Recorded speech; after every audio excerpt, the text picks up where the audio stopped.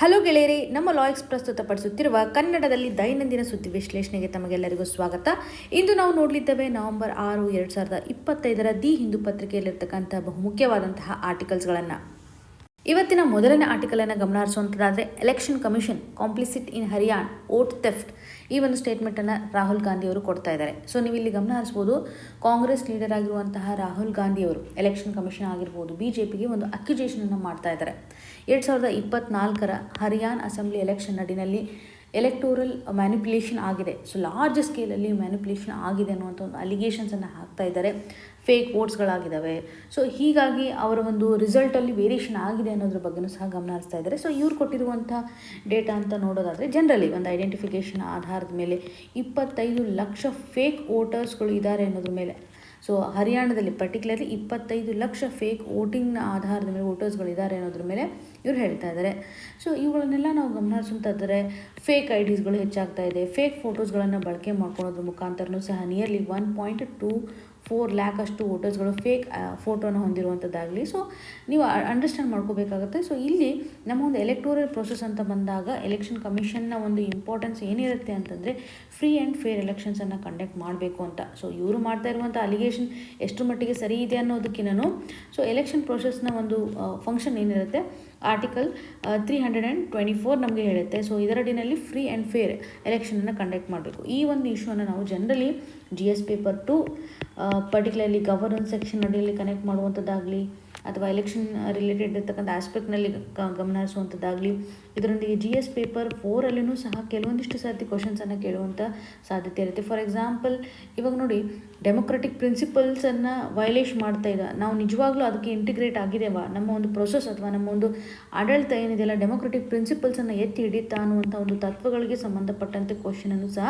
GS 4 ಅಡಿಯಲ್ಲಿ ಕೇಳುವಂಥ ಒಂದು ಸಾಧ್ಯತೆ ಇರುತ್ತೆ. ಆ ಆಧಾರದ ಮೇಲೆ ಮೇಜರ್ಲಿ ಇವರು ಏನು ಅಲಿಗೇಷನ್ಸ್ ಮಾಡಿದ್ದಾರೆ, ಏನೇನು ಡೇಟಾ ಅವೆಲ್ಲ ನಮ್ಗೆ ಇಂಪಾರ್ಟೆಂಟ್ ಅಲ್ಲ, ನಿಮ್ಮ ಅಂಡರ್ಸ್ಟ್ಯಾಂಡಿಂಗ್ಗೋಸ್ಕರ ನಾನು ಹೇಳಿದೆ ಇಷ್ಟರ ಮಟ್ಟಿಗೆ ಬದಲಾವಣೆ ಆಗ್ತಾ ಇದೆ ಅಂತ. ಪರ್ಟಿಕ್ಯುಲರ್ಲಿ ನಾವಿಲ್ಲಿ ಅರ್ಥ ಮಾಡ್ಕೋಬೇಕಾಗಿರೋದು ಏನಂತಂದರೆ, ಯಾವುದೇ ರೀತಿ ಈ ಒಂದು ಪೊಲಿಟಿಕಲ್ ಕಮೆಂಟ್ಗಳು, ಸ್ಟೇಟ್ಮೆಂಟ್ಸ್ಗಳು ನಮಗೆಲ್ಲ ಇಂಪಾರ್ಟೆಂಟ್ ಆಗೋದಿಲ್ಲ. ಬಟ್ ಇಶ್ಯೂ ಅಂದರೆ, ಇವಾಗ ನೋಡಿ, ಇಶ್ಯೂ ಅಂತಂದಾಗ ವೋಟರ್ಸ್ಗೆ ಸಂಬಂಧಪಟ್ಟಂತೆ ಇಶ್ಯೂ ಇದೆ ಅಲ್ವಾ. ಸೊ ವೋಟರ್ಸ್ ರಿಲೇಟೆಡ್ ಇರುವಂತೆ ಏನೇನು ಕಂಡೀಷನ್ಸ್ಗಳಿರ್ಬೋದು, ಯಾವ ರೀತಿಯಾಗಿ ಮ್ಯಾನಿಪ್ಯುಲೇಷನ್ ಆಗಿರ್ಬೋದು, ಎಲೆಕ್ಟೋರಲ್ ರೋಲ್ಗೆ ಸಂಬಂಧಪಟ್ಟಂತೆ ಇಶ್ಯೂ ಇವಾಗ ಅರೈಸ್ ಆಗಿದೆ. ಫಾರ್ ಎಕ್ಸಾಂಪಲ್, ಇಶ್ಯೂ ಏನಿದೆ ಅಂತಂದರೆ, ಇವಾಗ ನೋಡಿ, ಫೇಕ್ IDsಗಳು ಕ್ರಿಯೇಟ್ ಆಗ್ತಾ ಇದೆ, ಅಥವಾ ಡುಪ್ಲಿಕೇಟ್ ಆಗಿರುವಂಥ ಒಂದು ವೋಟರ್ IDsಗಳನ್ನು ನಾವು ಕಾಣ್ತೀವಿ. ಸೊ ಫೇಕ್ ಆಗಿ ಕ್ರಿಯೇಟ್ ಆದರೆ, ಇವಾಗ ನೋಡಿ, ಫೇಕ್ ಹೇಗೆ ಕ್ರಿಯೇಟ್ ಆಗುತ್ತೆ, ಮಲ್ಟಿಪಲ್ ರಿಜಿಸ್ಟ್ರೇಷನ್. ಈಗ ನೋಡಿ, ಒಬ್ಬರೇ ಪರ್ಸನ್ನು ಎರಡೆರಡು ರೀತಿಯಾದಂಥ ವೋಟರ್ IDಯನ್ನು ಹೊಂದಿರ್ತಾರೆ. ಓಕೆ, ಸೊ ಬೇರೆ ಬೇರೆ ಕಾನ್ಸ್ಟಿಟ್ಯೂಯೆನ್ಸೀಸಲ್ಲಿರ್ಬೋದು, ಅಥವಾ ಸೇಮ್ ಕಾನ್ಸ್ಟಿಟ್ಯೂಯೆನ್ಸಿನಲ್ಲಿ ಅವ್ರು ವೋಟ್ ಮಾಡ್ತಿರ್ತಾರೆ, ಎರಡೆರಡು ರೀತಿಯಾದಂತಹ IDಯನ್ನು ಹೊಂದಿರ್ತಾರೆ. ಸೊ ಇದರಿಂದ ಡುಪ್ಲಿಕೇಟ್ ಆಗೋದಾಗಲಿ, ಫೇಕ್ ಫೋಟೋ. ಈಗ ಫಾರ್ ಎಕ್ಸಾಂಪಲ್, ಫೇಕ್ ಫೋಟೋ ಅಂತಂದರೆ, ಆ ಒಬ್ಬ ವ್ಯಕ್ತಿ ನಮ್ಮ ದೇಶದಲ್ಲೇ ಇರೋದಿಲ್ಲ, ಸಿಟಿಜನ್ನೇ ಇರೋದಿಲ್ಲ, ಬೇರೆ ಒಂದು ಕಂಟ್ರಿಲಿ ಇರ್ಬೋದು, ಅವರ ಒಂದು ಫೋಟೋನ ಯೂಸ್ ಮಾಡೋದ್ರ ಮುಖಾಂತರ ಸಹ ಫೇಕ್ IDಯನ್ನು ಕ್ರಿಯೇಟ್ ಮಾಡಿದ್ದಾರೆ ಅಂತ. ಸೊ ಪ್ರೀವಿಯಸ್ಲಿ ಹರಿಯಾಣ, ತೆಲಂಗಾಣ, ಕರ್ನಾಟಕ ಇಲ್ಲೆಲ್ಲನೂ ಸಹ ಇದೆ ಅನ್ನುವಂಥ ಒಂದು ಅಲಿಗೇಷನ್ಸನ್ನು ನಾವು ಕಾಣ್ತಾ ಇದ್ದೀವಿ. ಸೊ ಇದರಿಂದ ನಮಗೇನು ಗೊತ್ತಾಗುತ್ತೆ, ನಾವು ಡೇಟಾವನ್ನು ವೆರಿಫಿಕೇಷನ್ ಮಾಡುವಂತಹ ಸಂದರ್ಭದಲ್ಲಿ ಸೊ ಪುವರ್ ಸಿಸ್ಟಮನ್ನು ಫಾಲೋ ಮಾಡ್ತಾ ಇದ್ದೀವಿ ಅಂತ ಅರ್ಥ ಅಲ್ವಾ. ಸೊ ಡೇಟಾ ವೆರಿಫಿಕೇಷನನ್ನು ಪ್ರಾಪರಾಗಿ ಮಾಡಬೇಕು. ಹಾಗೂ ಮೈಗ್ರೇಷನ್ಗೆ ಸಂಬಂಧಪಟ್ಟಂತೆಯೂ ಸಹ ವೋಟರ್ಸ್ ರಿಲೇಟೆಡ್ ಇರುವಂತೆಯೂ ಒಂದು ನಿಗಾವನ್ನು ವಹಿಸಬೇಕಲ್ಲ. ಇವಾಗ ನೋಡಿ, ಮೈಗ್ರೇಷನ್ ಇಶ್ಯೂನು ತುಂಬ ಇಲ್ಲಿ ಇದಾಗುತ್ತೆ, ಇಂಟರ್ಫಿಯರ್ ಆಗುತ್ತೆ. ಸೊ ಗೊತ್ತೇ ಆಗೋದಿಲ್ಲ. ಇವಾಗ ನೋಡಿ, ಮೈಗ್ರೇಷನ್ ಅಂತ ಬಂದಾಗ ಬೇರೆ ಒಂದು ಸ್ಟೇಟಿಗೆ ಹೋಗ್ತಾ ಇರ್ತಾರೆ. ಸೊ ಮೈಗ್ರೇಟರ್ ಅಂತ ಹೇಳಿಬಿಟ್ಟು ಅವರು ಒಂದಲ್ಲಿ ವೋಟರ್ IDನೂ ಸಹ ತೆಗೆದುಕೊಳ್ತಾ ಇರ್ತಾರೆ, ಮತ್ತು ಅಗೇನ್ ತಮ್ಮೊಂದು ಸ್ಟೇಟಲ್ಲೂ ಸಹ ಇರುವಂಥದ್ದು. ಸೊ ಇವೆಲ್ಲನೂ ಸಹ ಡಿಲಿಷನ್, ಎಡಿಷನ್ ಇವೆಲ್ಲ ಪ್ರಾಪರಾಗಿ ಒಂದು ಪ್ರೊಸೆಸನ್ನು ಫಾಲೋ ಮಾಡಬೇಕು ಅನ್ನುವಂಥದ್ದಾಗಿ ನಾವಿಲ್ಲಿ ಗಮನ ಹರಿಸ್ತಾ ಇದ್ದೀವಿ. ಸೊ ಇನ್ವ್ಯಾಲಿಡ್ ಆಗಿರುವಂಥ ಎಲ್ಲ ಡೇಟಾವನ್ನು ತೆಗೆದು ಹಾಕೋದ್ರ ಮುಖಾಂತರ ಇವಾಗ ನೀವು ಅರ್ಥ ಮಾಡ್ಕೋಬೇಕು, ಬಿಹಾರದಲ್ಲಿರುವಂಥ ಒಂದು ಇಂಟೆನ್ಸಿವ್ ರಿವಿಷನ್ ಲಿಸ್ಟ್ ಅಂತ ಏನು ಮಾಡಿದ್ರಿ, ಅಲ್ಲೆಲ್ಲ ಕಂಪ್ಲೀಟಾಗಿ ವೋಟರ್ಸ್ ಡುಪ್ಲಿಕೇಷನ್ ಆಗಿರೋದನ್ನು ತೆಗೆದು ಹಾಕಬೇಕು ಅನ್ನುವಂಥದ್ದಲ್ಲೇ ಮಾಡಿರೋ ಪ್ರೊಸೆಸನ್ನು ನಾವು ನೋಡ್ತಾ ಇದ್ದೀವಿ. ಬೇರೆ ಬೇರೆ ಡಿಸ್ಟಿಕಲ್ಲೂ ಸಹ ಇವಾಗ ಫೇಸ್ಡ್ ಮ್ಯಾನರಲ್ಲಿ ಮಾಡ್ತಾ ಇದ್ದಾರೆ ಅಂತ ನಾವು ಗಮನ ಹರಿಸಬೇಕು. So invalid, inaccurate voter data ಏನಿರುತ್ತಲ್ಲ ಅದನ್ನು ಡಿಲೀಟ್ ಮಾಡಬೇಕು. ಸೊ ಕಂಪ್ಲೀಟಾಗಿ ತೆಗೆದು ಹಾಕಬೇಕು. ಫಾರ್ ಎಕ್ಸಾಂಪಲ್, ಇವಾಗ ನೋಡಿ, ಕೆಲವೊಂದಿಷ್ಟು ಸ್ಪೆಲ್ಲಿಂಗ್ ಮಿಸ್ಟೇಕ್ಸ್ ಇರುತ್ತೆ, ಅಥವಾ ನೇಮಿಂಗ್ ಏನಿರುತ್ತಲ್ಲ ಅದರಲ್ಲಿ ಸ್ಪೆಲ್ಲಿಂಗ್ ಮಿಸ್ಟೇಕ್ಸ್ ಇರುತ್ತೆ, ಅಡ್ರೆಸ್ ಮಿಸ್ಟೇಕ್ಸ್ ಇರುತ್ತೆ, ಜೆಂಡರ್ ರಿಲೇಟೆಡ್ ಇರ್ತಕ್ಕಂಥ ಮಿಸ್ಟೇಕ್ಸ್ಗಳಿರುತ್ತೆ. ಸೊ ಇವಾಗ ನೀವು ಅರ್ಥ ಮಾಡ್ಕೋಬೇಕಾಗುತ್ತೆ, ಕೆಲವೊಂದು ಸರ್ತಿ ಏನಾಗುತ್ತೆ, ಗೋಸ್ಟ್ ವೋಟರ್ಸ್ ಅಂತಲೂ ಸಹ ನಾವು ಕರಿತೀವಿ. ಇನ್ವ್ಯಾಲಿಡ್ ಅಂತಂದಾಗ ಒಂದು ವೇಳೆ ಆ ಪರ್ಸನ್ ಡೆತ್ ಆಗಿದೆ ಅಲ್ವಾ, ಸೊ ಆ ಪರ್ಸನ್ ಡೆತ್ ಆಗಿದೆ ಬಟ್ ಸ್ಟಿಲ್ ಅವರು ಒಂದು ವೋಟರ್ ಐ ಡಿ ವರ್ಕ್ ಆಗ್ತಾ ಇದೆ ಅಂತ ನಾವು ಗಮನಿಸಿದಾಗ ಅಪ್ಡೇಷನ್ ಆಗಿಲ್ಲ ಅಂತ ಅರ್ಥ. ಸೊ ಇಲ್ಲಿ ಅಪ್ಡೇಷನ್ ಇಂಪಾರ್ಟೆಂಟು. ಆ ಡೆತ್ ರೆಕಾರ್ಡ್ಸನ್ನು ನಾವು ಯಾವ ರೀತಿಯಾಗಿ ಇನ್ಕ್ಲೂಡ್ ಮಾಡ್ತಾ ಇದ್ದೀವಿ, ಇನ್ವ್ಯಾಲಿಡ್ ಆಗಿರುವಂಥ ಅಥವಾ ಝೀರೋ ಹೌಸ್ ನಂಬರ್ ಹೊಂದಿರತಕ್ಕಂಥ ವೋಟರ್ಸ್ ಲಿಸ್ಟ್ ಏನಿರ್ತಾರೆ ಅವುಗಳನ್ನೆಲ್ಲ ಕಂಪ್ಲೀಟಾಗಿ ರಿಮೂವ್ ಮಾಡಬೇಕು. ಅಂದಾಗ ಮಾತ್ರ ನಾವು ಅಕ್ಯುರೇಟ್ ಆಗಿರುವಂಥ ಒಂದು ಡೇಟಾವನ್ನು ತರಲಿಕ್ಕೆ ಸಾಧ್ಯತೆ ಇದೆ ಅಂತ. ಇವಾಗ ಸಮ್ಟೈಮ್ಸ್ ಏನಾಗುತ್ತೆ ಅಂದರೆ ಕೆಲವೊಂದಿಷ್ಟು ಏರಿಯಾದಲ್ಲಿ ಲಾರ್ಜ್ ಸ್ಕೇಲಲ್ಲಿ ನಾವು ಡಿಲೀಷನ್ಸನ್ನು ಮಾಡಬೇಕಾಗುತ್ತೆ ಅಲ್ವಾ. ಸೊ ಲಾರ್ಜ್ ಸ್ಕೇಲಲ್ಲಿ ಡಿಲೀಷನ್ಸ್ ಆಗಿರ್ಬೋದು ಅಥವಾ ಒಮಿಷನ್ ಆಗಿರ್ಬೋದು. ಯಾವಾಗ ಇದು ಇಶ್ಯೂ ಕ್ರಿಯೇಟ್ ಆಗುತ್ತೆ ಅಂತಂದರೆ ಪರ್ಟಿಕ್ಯುಲರ್ಲಿ ಇವಾಗ ಅರ್ಬನ್ ಏರಿಯಾನಲ್ಲಿ, ಅರ್ಬನ್ ಏರಿಯಾದಲ್ಲಿ ಭಾಳ ಮೈಗ್ರೇಷನ್ ಆಗಿರುತ್ತೆ, ಬೇರೆ ಬೇರೆ ಸ್ಟೇಟ್ಸಿಂದ ಬಂದಿರ್ತಾರೆ.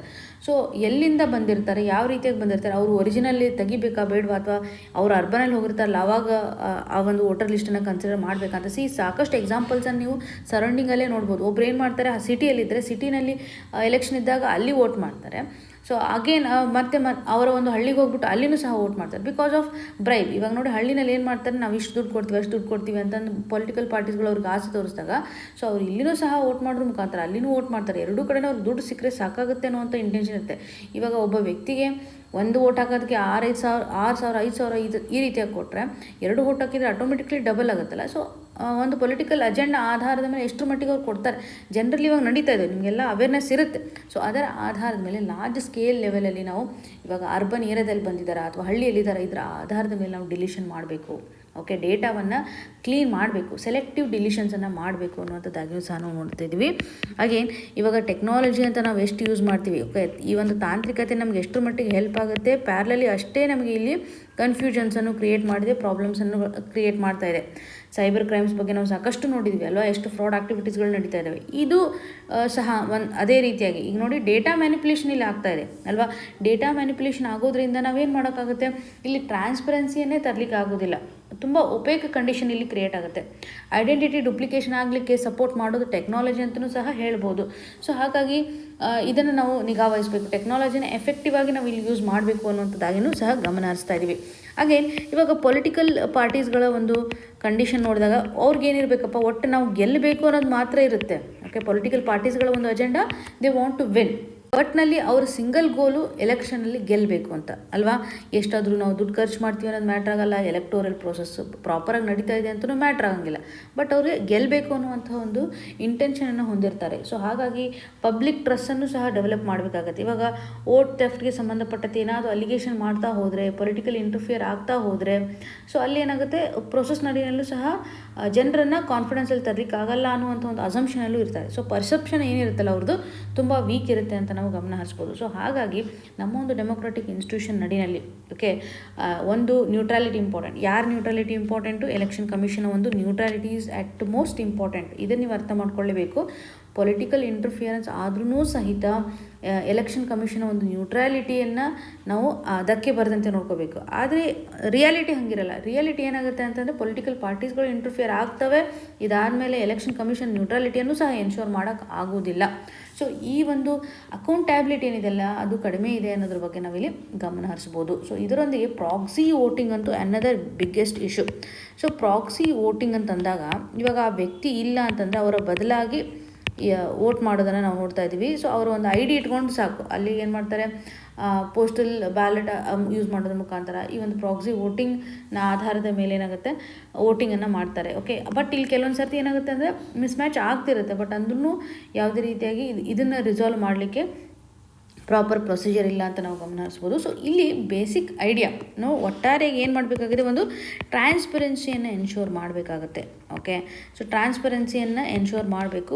ಫಾರ್ ಎಕ್ಸಾಂಪಲ್ ಇವಾಗ ನೋಡಿ, ವೋಟರ್ ಲಿಸ್ಟನ್ನು ಪಬ್ಲಿಕೇಶನ್ ಮಾಡ್ತಾರೆ, ಅಂದರೆ ಪಬ್ಲಿಕ್ ಮಾಡ್ತಾರಲ್ಲ, ಯಾರ್ಯಾರು ವೋಟರ್ ಲಿಸ್ಟಲ್ಲಿ ಬರ್ತಾರೆ, ಸೊ ಯಾವ ಒಂದು ಕಾನ್ಸ್ಟಿಟ್ಯೂನ್ಸಿನಲ್ಲಿ ಅವರು ವೋಟ್ ಮಾಡ್ತಾರೆ, ಇವೆಲ್ಲ ಮಾಡ್ತಾರಲ್ಲ, ಫೈನಲಾಗಿ ಎಲೆಕ್ಟೋರಲ್ ರೋಲ್ನ ಬಿಡ್ತಾರಲ್ಲ. ಸೊ ಈ ಒಂದು ಸಂದರ್ಭದಲ್ಲಿ ನಾವು ತುಂಬ ನಿಯರೆಸ್ಟ್ ಟೈಮಲ್ಲಿ ಬಿಡ್ತೀವಿ.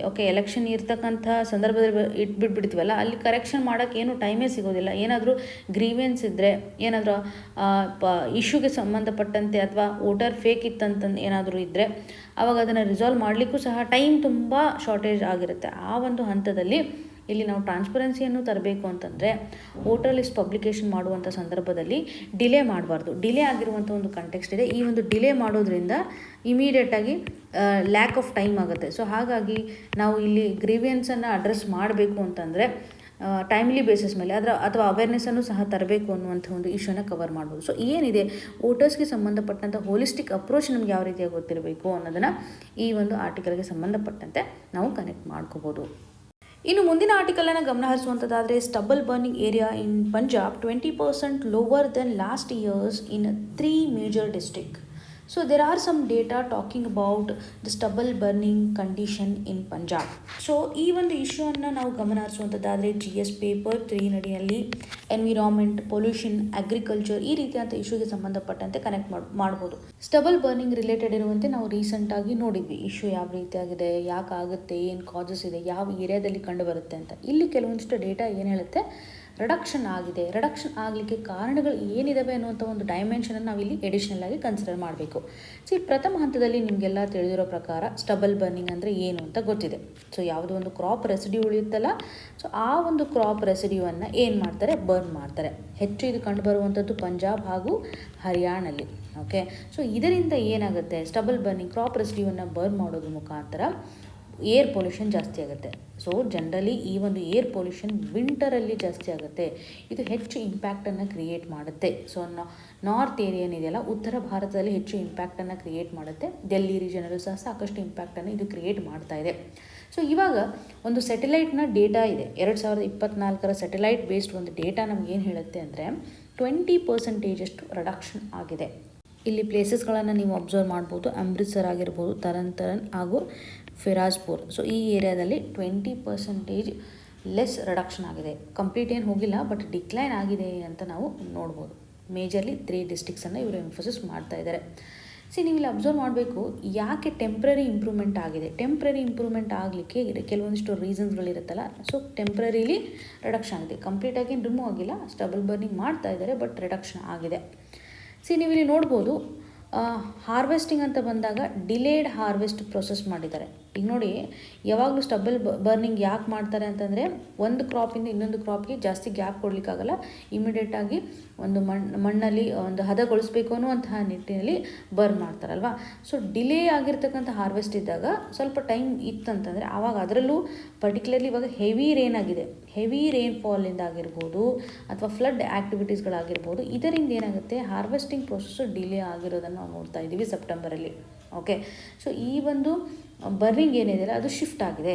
ಸೊ ಅಕ್ಟೋಬರ್ ತನೂ ಬರ್ನ್ ಮಾಡ್ತಾ ಇದ್ದಾರೆ, ಬಟ್ ಬರ್ನಿಂಗ್ ರೇಟ್ ಏನಿದೆ ಸೆಪ್ಟೆಂಬರ್ ಇರುವಂಥದ್ದು ಅಕ್ಟೋಬರ್ಗೆ ಶಿಫ್ಟ್ ಆಗಿದೆ. ಸೊ ಡಿಲೇಡ್ ಆಗಿರುವಂಥ ಒಂದು ಹಾರ್ವೆಸ್ಟಿಂಗು ಕೂಡ ಡಿಲೇಡ್ ಆಗಿರುವಂಥ ಒಂದು ಬರ್ನಿಂಗ್ ಪ್ರೊಸೆಸನ್ನು ಇದು ಕ್ರಿಯೇಟ್ ಮಾಡ್ತಾಯಿದೆ. ಹಾಗಾಗಿ ಸ್ವಲ್ಪ ಟೆಂಪ್ರರಿಲಿ ಇಂಪ್ರೂವ್ಮೆಂಟ್ ಆಗಿರೋದನ್ನು ನಾವು ನೋಡ್ಬೋದು. ಇವಾಗ ಕೆಲವೊಂದು ಜನರ ಹತ್ರ ಬೆಟರ್ ಅವೇರ್ನೆಸ್ಸೂ ಬರ್ತಾ ಇದೆ. ಓಕೆ, ಅವೇರ್ನೆಸ್ಸು ಸಹ ಇನ್ಕ್ರೀಸ್ ಆಗ್ತಾ ಇದೆ. ಸೊ ಇದರಿಂದ ಏನು ಇಂಪ್ಯಾಕ್ಟ್ ಆಗುತ್ತೆ, ಪೊಲ್ಯೂಷನಿಂದ ಮತ್ತೆ ಯಾರಿಗೆ ಇಂಪ್ಯಾಕ್ಟ್ ಆಗ್ತಾ ಇದೆ, ಜನರಿಗೆ ಹೆಲ್ಪ್ ಅದಿಲ್ಲ, ಇದು ಲಾಂಗ್ ಟರ್ಮಲ್ಲಿ ಅನ್ನೋದು ಗೊತ್ತಾಗ್ತಾ ಇದೆ. ಸ್ಟಬಲ್ ಮ್ಯಾನೇಜ್ಮೆಂಟ್ ಮೇಜರ್ಸ್ಗಳನ್ನು ಸಹ ಎನ್ಫೋರ್ಸ್ ಮಾಡೋದ್ರಿಂದ, ಸೊ ಮ್ಯಾನೇಜ್ಮೆಂಟೂ ಸಹ ತುಂಬ ಇಂಪಾರ್ಟೆಂಟು. ಇವ್ರು ಏನು ಮಾಡ್ತಿದ್ದಾರೆ, ಅವೇರ್ನೆಸ್ಸನ್ನು ತರ್ತಾ ಇದ್ದಾರೆ. ಜೊತೆಗೆ ಈ ಒಂದು ಮ್ಯಾನೇಜ್ಮೆಂಟ್ ನಡಿನಲ್ಲಿ ಕೆಲವೊಂದಿಷ್ಟು ಮಷೀನ್ಸ್ಗಳನ್ನು ಸಹ ಪ್ರೊವೈಡ್ ಮಾಡ್ತಾ ಇದ್ದಾರೆ. ನೀವು ಬರ್ನ್ ಮಾಡಬೇಡಿ, ನಾವು ನಿಮಗೆ ಮಷೀನ್ಸ್ಗಳನ್ನು ಕೊಡ್ತೇವೆ. ಫಾರ್ ಎಕ್ಸಾಂಪಲ್, ಇವಾಗ ಹ್ಯಾಪಿ ಸೀಡರ್ ಅನ್ನುವಂಥದ್ದಾಗಲಿ, ಸೊ ಇವೆಲ್ಲ ಮೆಕನೈಸೇಷನ್ ಅಡಾಪ್ಟ್ ಮಾಡ್ಕೊಳ್ಳಿಕ್ಕೆ ಸೂಪರ್ ಸ್ಟ್ರಾ ಮ್ಯಾನೇಜ್ಮೆಂಟ್ ಸಿಸ್ಟಮ್ ಅನ್ನುವಂಥದ್ದಾಗಿಯೂ ಸಹ ನಾವು ಗಮನಿಸ್ತಾ ಇದ್ದೀವಿ. ಸೊ ಇವೆಲ್ಲವೂ ಸಹ ಈ ಒಂದು ಬರ್ನಿಂಗನ್ನು ರೆಡ್ಯೂಸ್ ಮಾಡಲಿಕ್ಕೆ ಇನ್ ಸೀಟು ಮ್ಯಾನೇಜ್ಮೆಂಟ್ ಮಷೀನ್ಸ್ಗಳಂತಲೇ ನಾವು ಹೇಳ್ಬೋದು. ಜೊತೆಗೆ ಇಲ್ಲಿ ಸ್ಕೀಮ್ಸ್ಗಳು ಸಪೋರ್ಟ್ ಮಾಡಿರೋ ಪ್ರಕಾರ ಪರ್ಟಿಕ್ಯುಲರ್ಲಿ ಇವಾಗ ಪ್ಯಾಡಿ ರೆಸಿಡ್ಯೂಗೆ ಸಂಬಂಧಪಟ್ಟಂತೆ, ಓಕೆ, ಪ್ಯಾಡಿ ರೆಸಿಡ್ಯೂ ಇರುತ್ತಲ್ಲ, ಸೊ ಪ್ಯಾಡಿ ಗ್ರೋ ಆದಮೇಲೆ ಉಳಿದಿರ್ತಕ್ಕಂಥ ಒಂದು ರೆಸಿಡ್ಯೂ ಮ್ಯಾನೇಜ್ ಮಾಡಬೇಕು ಅನ್ನುವಂಥ ನಿಟ್ಟಿನಲ್ಲೂ ಸಹ ಸ್ಕೀಮನ್ನು ಪ್ರೊವೈಡ್ ಮಾಡ್ತಾ ಇದ್ದಾರೆ ಅಂತ ಹೇಳ್ಬೋದು. ಪರ್ಟಿಕ್ಯುಲರ್ಲಿ ಈ ಒಂದು ಇಶ್ಯೂಗೆ ಸಂಬಂಧಪಟ್ಟಂತೆ ಮೇಜರ್ ಚಾಲೆಂಜಸ್ಗಳು ಯಾವ ರೀತಿಯಾಗಿ ಇರ್ಬೋದು. ಮೇಜರ್ ಚಾಲೆಂಜಸ್ ಅಂತಂದರೆ, ರೈತರು ಯಾಕೆ ಸ್ಟಬಲ್ ಬರ್ನಿಂಗನ್ನೇ ಚೂಸ್ ಮಾಡ್ಕೋತಾರೆ ಅಲ್ವಾ. ಸೊ ಫೈರ್ ಮಾಡಿರುವಂತಹ ಒಂದು ಸಂದರ್ಭದಲ್ಲಿ, ಅದರಲ್ಲೂ ನೀವು ತೆಗೆದುಕೊಳ್ಬೋದು ನವೆಂಬರ್ ಟೈಮಲ್ಲಿ ಏನಾದರೂ ಫೈರ್ ಮಾಡಿದಾಗ, ಓಕೆ, ನವೆಂಬರ್ ಅರ್ಲಿ ಅಂದರೆ ನವೆಂಬರ್ ಫಸ್ಟ್ ವೀಕಲ್ಲಿ ಈ ರೀತಿಯಾಗಿ ಅವ್ರು ಏನಾದರೂ ಫೈರ್ ಮಾಡಿರುವಂತಹ ಸಂದರ್ಭದಲ್ಲಿ, ಅಂದರೆ ಈ ಟೈಮಲ್ಲಿ ನೀವು ನೋಡಿದಾಗ ಫೈರಿಂಗ್ ಕಂಡೀಷನ್ ತುಂಬ ಪೀಕಲ್ಲಿರುತ್ತೆ. ಅದಕ್ಕೆ ಈಗ ನಾವು ನ್ಯೂಸಲ್ಲಿ ನೋಡ್ತಾ ಇದ್ದೀವಿ. ಸೊ ಇದು ನೋಡಿ, ವೀಟ್ ಸೋ ಮಾಡೋವಂಥದ್ದು, ವೀಟನ್ನು ಬಿತ್ತನೆ ಮಾಡ್ತಕ್ಕಂತಹ ಒಂದು ಟೈಮ್ ಏನಿರುತ್ತಲ್ಲ, ವೀಟ್ ಬಿತ್ತನೆ ಮಾಡಬೇಕು ಅಂತಂದರೆ ಎಂಡ್ ಡೇಟ್ ಅಂತಂದರೆ ನವಂಬರ್ 15th ಎಂಡ್ ಡೇಟ್ ಇರುತ್ತೆ. ಜನರಲಿ ಎಂಡ್ ಡೇಟ್ ಆವಾಗ ಬಿತ್ತನೆ ಮಾಡಿದ್ರೆ ಕರೆಕ್ಟಾಗಿ ನಾವು ಫಸಲನ್ನು ತೆಗೆದುಕೊಳ್ಳಿಕ್ಕೆ ಸಾಧ್ಯತೆ ಇದೆ. ಸೊ ಈ ಒಂದು ಹಂತದಲ್ಲಿ ಅವರ ಒಂದು ಟೈಮ್ ಲೈನ್ ಅಥವಾ ಡ್ಯೂರೇಷನ್ ಆಧಾರದ ಮೇಲೆ ನವಂಬರ್ 15 ಹಾರ್ಡ್ಲಿ ಅವ್ರ ಹತ್ರ 15 ಡೇಸ್ ಇರುತ್ತೆ. ಸೊ ಆವಾಗ ಅವ್ರು ಏನು ಮಾಡ್ತಾರೆ, ಇಮಿಡಿಯೇಟಾಗಿ ಹೇಗಾದರೂ ಮಾಡಿ ರೆಸಿಡ್ಯೂವನ್ನು ನಾವು ಬರ್ನ್ ಮಾಡಲೇಬೇಕು, ಕ್ವಿಕ್ಕಾಗಿ ಆ ಒಂದು ಮಣ್ಣಿನಿಂದ ರಿಮೂವ್ ಮಾಡಲೇಬೇಕು ಅನ್ನುವಂಥ ನಿಟ್ಟಿನಲ್ಲಿ ಅವರು ಫೈರಿಂಗನ್ನು ಮಾಡಲಿಕ್ಕೆ ಮುಂದಾಗ್ತಾರೆ ಅಂತ ಹೇಳ್ಬೋದು. ಸೊ ಇಲ್ಲಿ ಟೈಮಿಂಗ್ ಏನಿರುತ್ತಲ್ಲ ಅದೇ ಮ್ಯಾಟ್ರ್ ಆಗುತ್ತೆ. ಇಮಿಡಿಯೇಟಾಗಿ ಹಾರ್ವೆಸ್ಟ್ ಮಾಡ್ತಾರೆ. ನೆಕ್ಸ್ಟ್ ಒಂದು ಕ್ರಾಪನ್ನು ಬಿತ್ತನೆ ಮಾಡಬೇಕು. ಜನರಲಿ ವೀಟನ್ನು ಬಿತ್ತನೆ ಮಾಡುವಂಥ ಸಂದರ್ಭದಲ್ಲಿ ಇಮಿಡಿಯೇಟಾಗಿ ಅವ್ರಿಗೆ ಕ್ಲಿಯರ್ ಕಟ್ ಆಗಿರತಕ್ಕಂಥ ಒಂದು ಲ್ಯಾಂಡ್ ಬೇಕಾಗಿರುತ್ತೆ ಅನ್ನೋದನ್ನು ನಾವು ಗಮನಿಸ್ಬೋದು. ಸೊ ಓವರಾಲ್ ಸ್ಟೇಟ್ನ ಒಂದು ಲೆವೆಲ್ ಏನಿದೆಯಲ್ಲ, ಅದು ಬರ್ನಿಂಗ್ ಏನಿದೆಯಲ್ಲ ಅದು ಹೈಯೆಸ್ಟ್ ಇದೆ ಅಂತಲೇ ಹೇಳ್ಬೋದು. ಸೊ ಇಲ್ಲಿ ರೆಡ್ಯೂಸ್ ಆಗಿದೆ 20% ಅಂತ ಕೊಟ್ಟಿದ್ದಾರೆ, ಬಟ್ 3 ಡಿಸ್ಟಿಕ್ಸಲ್ಲಿ ಕೊಟ್ಟಿದ್ದಾರೆ.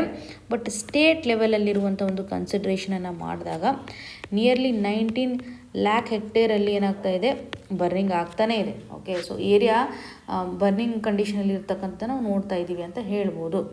ಸೊ ಇಲ್ಲಿ ಇನ್ಅಡಿಕ್ವೇಟ್ ಆಗಿರ್ತಕ್ಕಂಥ ಒಂದು ಆಲ್ಟರ್ನೇಟಿವ್ ಇದೆ.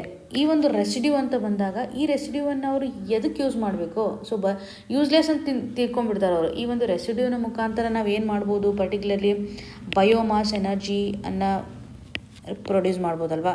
ಸೊ ಬಯೋಮಾಸ್ ಎನರ್ಜಿ ಆಗಿರ್ಬೋದು, ಮ್ಯಾನ್ಯೂರ್ಗೆ ಸಹ ಇದನ್ನು ಯೂಸ್ ಮಾಡ್ಕೋಬೋದು. ಸೊ ನೆಕ್ಸ್ಟು ಕಾಂಪೋಸ್ಟಾಗಿ ಕನ್ವರ್ಟ್ ಮಾಡಲಿಕ್ಕೆ, ಆರ್ಗ್ಯಾನಿಕ್ ಕಾಂಪೋಸ್ಟಾಗಿ ಕನ್ವರ್ಟ್ ಮಾಡಲಿಕ್ಕೂ ಸಹ ಯೂಸ್ ಮಾಡ್ಕೋಬೋದು. ಸೊ ಅವ್ರಿಗೆ ಪ್ರತಿಯೊಂದು ಆಲ್ಟರ್ನೇಟಿವ್ಸ್ ಗೊತ್ತಿಲ್ಲ. ಇಮಿಡಿಯೇಟಾಗಿ ನಮ್ಗೆ ಅದು ವೇಸ್ಟ್ ಅನಿಸಿದೆ, ಅದನ್ನು ಬರ್ನ್ ಮಾಡಬೇಕು ಅಂತ ಅವರು ಆಪ್ಷನನ್ನು ಚೂಸ್ ಮಾಡ್ತಾ ಇದ್ದಾರೆ. ಈವನ್ ಎಕನಾಮಿಕ್ ಕನ್ಸ್ಟೆನ್ಸ್ಗಳು ಸಹ ಇರುತ್ತೆ. ಮೆಕನೈಜೇಷನನ್ನು ಮಾಡಬೇಕು, ಸೊ ಮಷಿನ್ಗಳ ಮುಖಾಂತರ ಅದನ್ನೆಲ್ಲ ರಿಮೂವ್ ಮಾಡಬೇಕು ಅಂತಂದರೆ ತುಂಬ ಕಾಸ್ಟ್ಲಿ ಆಗುತ್ತೆ. ಸೊ ಫಾರ್ಮರ್ಸ್ಗಳು, ಅದರಲ್ಲೂ ಸ್ಮಾಲ್ ಮಾರ್ಜಿನಲ್ ಫಾರ್ಮರ್ಸ್ಗಳಿಗೆ ಈ ಒಂದು ರೆಸಿಡ್ಯೂ ರಿಮೂವ್ ಮಾಡೋದೇ ತುಂಬ ಕಾಸ್ಟ್ಲಿ ಆಗಿರೋದ್ರಿಂದ ಅವರು ಬರ್ನಿಂಗನ್ನೇ ಚೂಸ್ ಮಾಡ್ತಾ ಇದ್ದಾರೆ. ಸೊ ಇದು ಇಂಪಾರ್ಟೆಂಟು. ಎನ್ವಿರಾನ್ಮೆಂಟಲಿ ಇದು ಇಂಪ್ಯಾಕ್ಟ್ ಆಗುತ್ತಲ್ವ. ಎನ್ವಿರಾನ್ಮೆಂಟಲಿ ಯಾವ ರೀತಿಯಾಗಿ ಇಂಪ್ಯಾಕ್ಟ್ ಮಾಡ್ಬೋದು, ನೀವು ನೋಡಿದರೆ ಸಾಕಷ್ಟು ಡೆತ್ಗಳು ಪೊಲ್ಯೂಷನಿಂದ ಆಗ್ತಾ ಇರೋದಂಥ ಪ್ರಸ್ತುತವಾಗಿರುವಂಥ ಸ್ಥಿತಿಗತಿಯಾಗಿದೆ. ಸೊ ಈ ಮೊದಲು ನಾವು ನೋಡ್ತಾ ಇದ್ವಿ, ಕೇವಲ ಒಂದು ಇನ್ಸೆಕ್ಟ್ ಬೈಟ್ನಿಂದ ಆಗಿರ್ಬೋದು, ಯಾವುದಾದ್ರೂ ವೈರಲ್ ಇನ್ಫೆಕ್ಷನ್ ಮುಖಾಂತರ ಡೆತ್ ಆಗ್ತಾ ಇರೋದನ್ನು ನೋಡ್ತಾ ಇದ್ವಿ, ವಾರ್ಗಳ ಮುಖಾಂತರ ಡೆತ್ ಆಗ್ತಾ ಇರೋದನ್ನು ನೋಡ್ತಾ ಇದ್ವಿ. ಪ್ರಸ್ತುತವಾಗಿ ನಾವು ನೋಡೋದಾದ್ರೆ ಲೈಫ್ ಸ್ಟೈಲ್ ಆಗಿರ್ಬೋದು, ಈ ಒಂದು ಪೊಲ್ಯೂಷನ್ ಅಂತಕ್ಕಂಥ ಇಶ್ಯೂಗಳ ಮುಖಾಂತರ ಸಾಕಷ್ಟು ಡೆತ್ಗಳಾಗ್ತಾ ಇದ್ದಾವೆ. ಸೊ ಈ ಸ್ಮಾಗ್ ನಿಂದ ಆಗಿರ್ಬೋದು, ರೆಸ್ಪಿರೇಟರಿಗೆ ಸಂಬಂಧಪಟ್ಟಂತೆ ಸಾಕಷ್ಟು ಇಶ್ಯೂಸ್ಗಳು ಕ್ರಿಯೇಟ್ ಆಗುತ್ತೆ. ಇದರಲ್ಲಿ ಪರ್ಟಿಕ್ಯುಲರ್ಲಿ ಇಂಪ್ಯಾಕ್ಟ್ ಆಗಿರುವಂಥ ಏರಿಯಾ ಅಂದರೆ ಡೆಲ್ಲಿ. 35% ಈ ಒಂದು ಫೈರ್ ಕಾಂಟ್ರಿಬ್ಯೂಟ್ ಮಾಡ್ತಾ ಇರೋದು ಡೆಲ್ಲಿಗೆ ಅಂತಲೇ ಹೇಳ್ಬೋದು. ವಿಂಟರಲ್ಲಿ ಅಲ್ಲಿ ಇರ್ಲಿಕ್ಕೆ ಆಗೋದಿಲ್ಲ, ಆ ರೀತಿಯಂಥ ಪರಿಸ್ಥಿತಿ ಇರುತ್ತೆ. PM 2.5 ಲೆವೆಲ್ ಏನಿರುತ್ತಲ್ಲ ಅದು ಹೈಯೆಸ್ಟ್ ಆಗ್ತಾ ಹೋಗ್ತಾ ಇರೋದನ್ನು ನಾವು ಗಮನ ಹರಿಸ್ತಾ ಇದ್ದೀವಿ. ಈ ಒಂದು ಬರ್ನಿಂಗಿಂದಾಗಿ ಸಾಕಷ್ಟು ಗ್ರೀನ್ ಹೌಸ್ ಗ್ಯಾಸಸ್ಗಳು, particular carbon dioxide, methane, nitrogen oxides ಇವೆಲ್ಲನೂ ಸಹ ರಿಲೀಸ್ ಆಗ್ತಾ ಇರುವಂಥ ಒಂದು ಕಂಡೀಷನ್ ಸಹ ನಾವು ನೋಡ್ತಾ ಇದ್ದೀವಿ. ಬ್ಲ್ಯಾಕ್ ಕಾರ್ಬನು ಸಹ ತುಂಬ ಇರುತ್ತೆ. ಇದರಿಂದ ಕ್ಲೈಮೇಟ್ ಮೇಲೆ ತುಂಬ ಇಂಪ್ಯಾಕ್ಟ್ ಆಗ್ತಾ ಇರುವಂಥದ್ದನ್ನು ಸಹ ನಾವು ಗಮನ ಹರಿಸ್ಬೋದು. ಸೊ ಇಲ್ಲಿ ಸಬ್ಸಿಡೀಸ್ಗಳನ್ನು ಪ್ರೊವೈಡ್ ಮಾಡಬೇಕು. ಸೊ ಕೆಲವೊಂದಿಷ್ಟು ಮ್ಯಾನೇಜ್ಮೆಂಟ್ ಮಷಿನರೀಸ್ ಅಂತ ನಾವು ಏನು ನೋಡಿದ್ವಿ, ಸಬ್ಸಿಡೀಸನ್ನು ಸ್ಕೀಮ್ಸ್ಗಳ ಮುಖಾಂತರ ಪ್ರೊವೈಡ್ ಮಾಡುವಂಥದ್ದಾಗಲಿ, ಸುಪ್ರೀಂ ಕೋರ್ಟ್ ಆಗಿರ್ಬೋದು ಅಥವಾ ನ್ಯಾಷನಲ್ ಗ್ರೀನ್ ಟ್ರಿಬ್ಯುನಲ್ ಆಗಿರ್ಬೋದು, ಇವೆಲ್ಲವೂ ಸಹ ಎಫೆಕ್ಟಿವ್ ಆಗಿ ಇನ್ವಾಲ್ವ್ಮೆಂಟನ್ನು ತೋರಿಸ್ಬೇಕಾಗತ್ತೆ.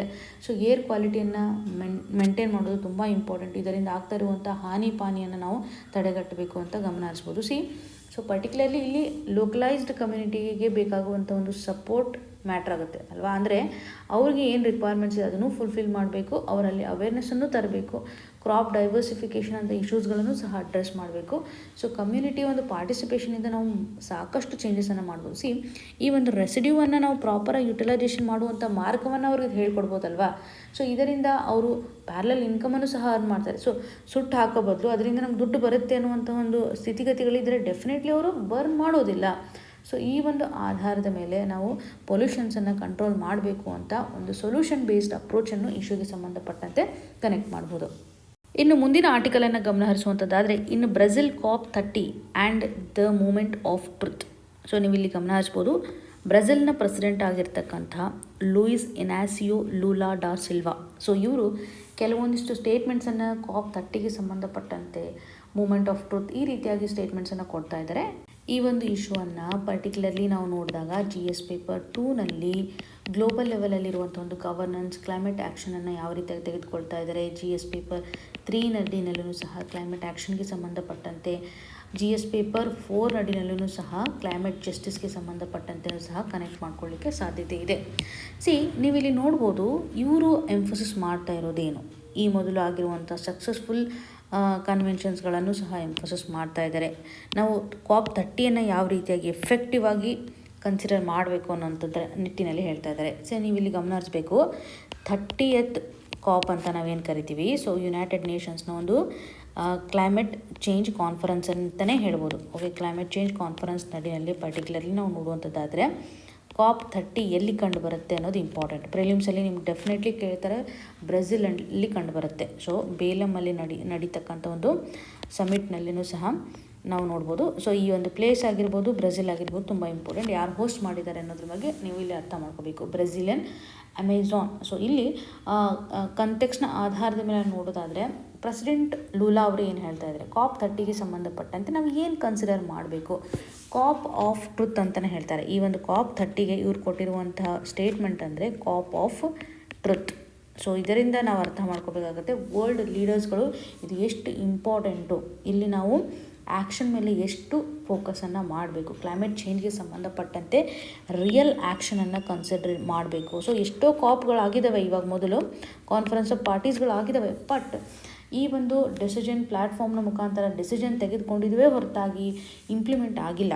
ಓಕೆ, ಹಾಗಾಗಿ ನಾವು ರಿಯಲ್ ಆ್ಯಕ್ಷನ್ನ ತೆಗೆದುಕೊಳ್ಬೇಕು ಅನ್ನುವಂಥ ನಿಟ್ಟಿನಲ್ಲಿ ಸೊ ಇವ್ರು ಕೊಡ್ತಾ ಇರುವಂಥ ಒಂದು ಥೀಮ್ ಮೆಸೇಜ್, ಇವಾಗ ಬರುವಂಥ ಒಂದು COP ನಡೆಯಲ್ಲಿ ಥೀಮ್ ಮೆಸೇಜ್ ಏನಂತಂದರೆ call for action, call for real action ಅಂತಲೇ ಇವ್ರು ಹೇಳ್ತಾ ಇದ್ದಾರೆ. ರಿಯಲ್ ಆ್ಯಕ್ಷನ್ಗೆ ಸಂಬಂಧಪಟ್ಟಂತೆ ಒಂದು ಕನ್ಸಿಡ್ರೇಷನನ್ನು ಇಲ್ಲಿ ಮಾಡಬೇಕಾಗತ್ತೆ. ಅಂದರೆ ಪರ್ಟಿಕ್ಯುಲರ್ಲಿ ಇವಾಗ COP ಮೇಲಿರುವಂಥ ಒಂದು ಟ್ರಸ್ಟ್ ಏನಿದೆಯಲ್ಲ ಅದು ಕಡಿಮೆ ಆಗ್ತಾ ಬರ್ತದೆ. ಜನರು ಒಂದು ಹೋಪನ್ನು ಲೂಸ್ ಮಾಡ್ಕೋತಾ ಇದ್ದಾರೆ, ಕಳ್ಕೋತಾ ಇದ್ದಾರೆ.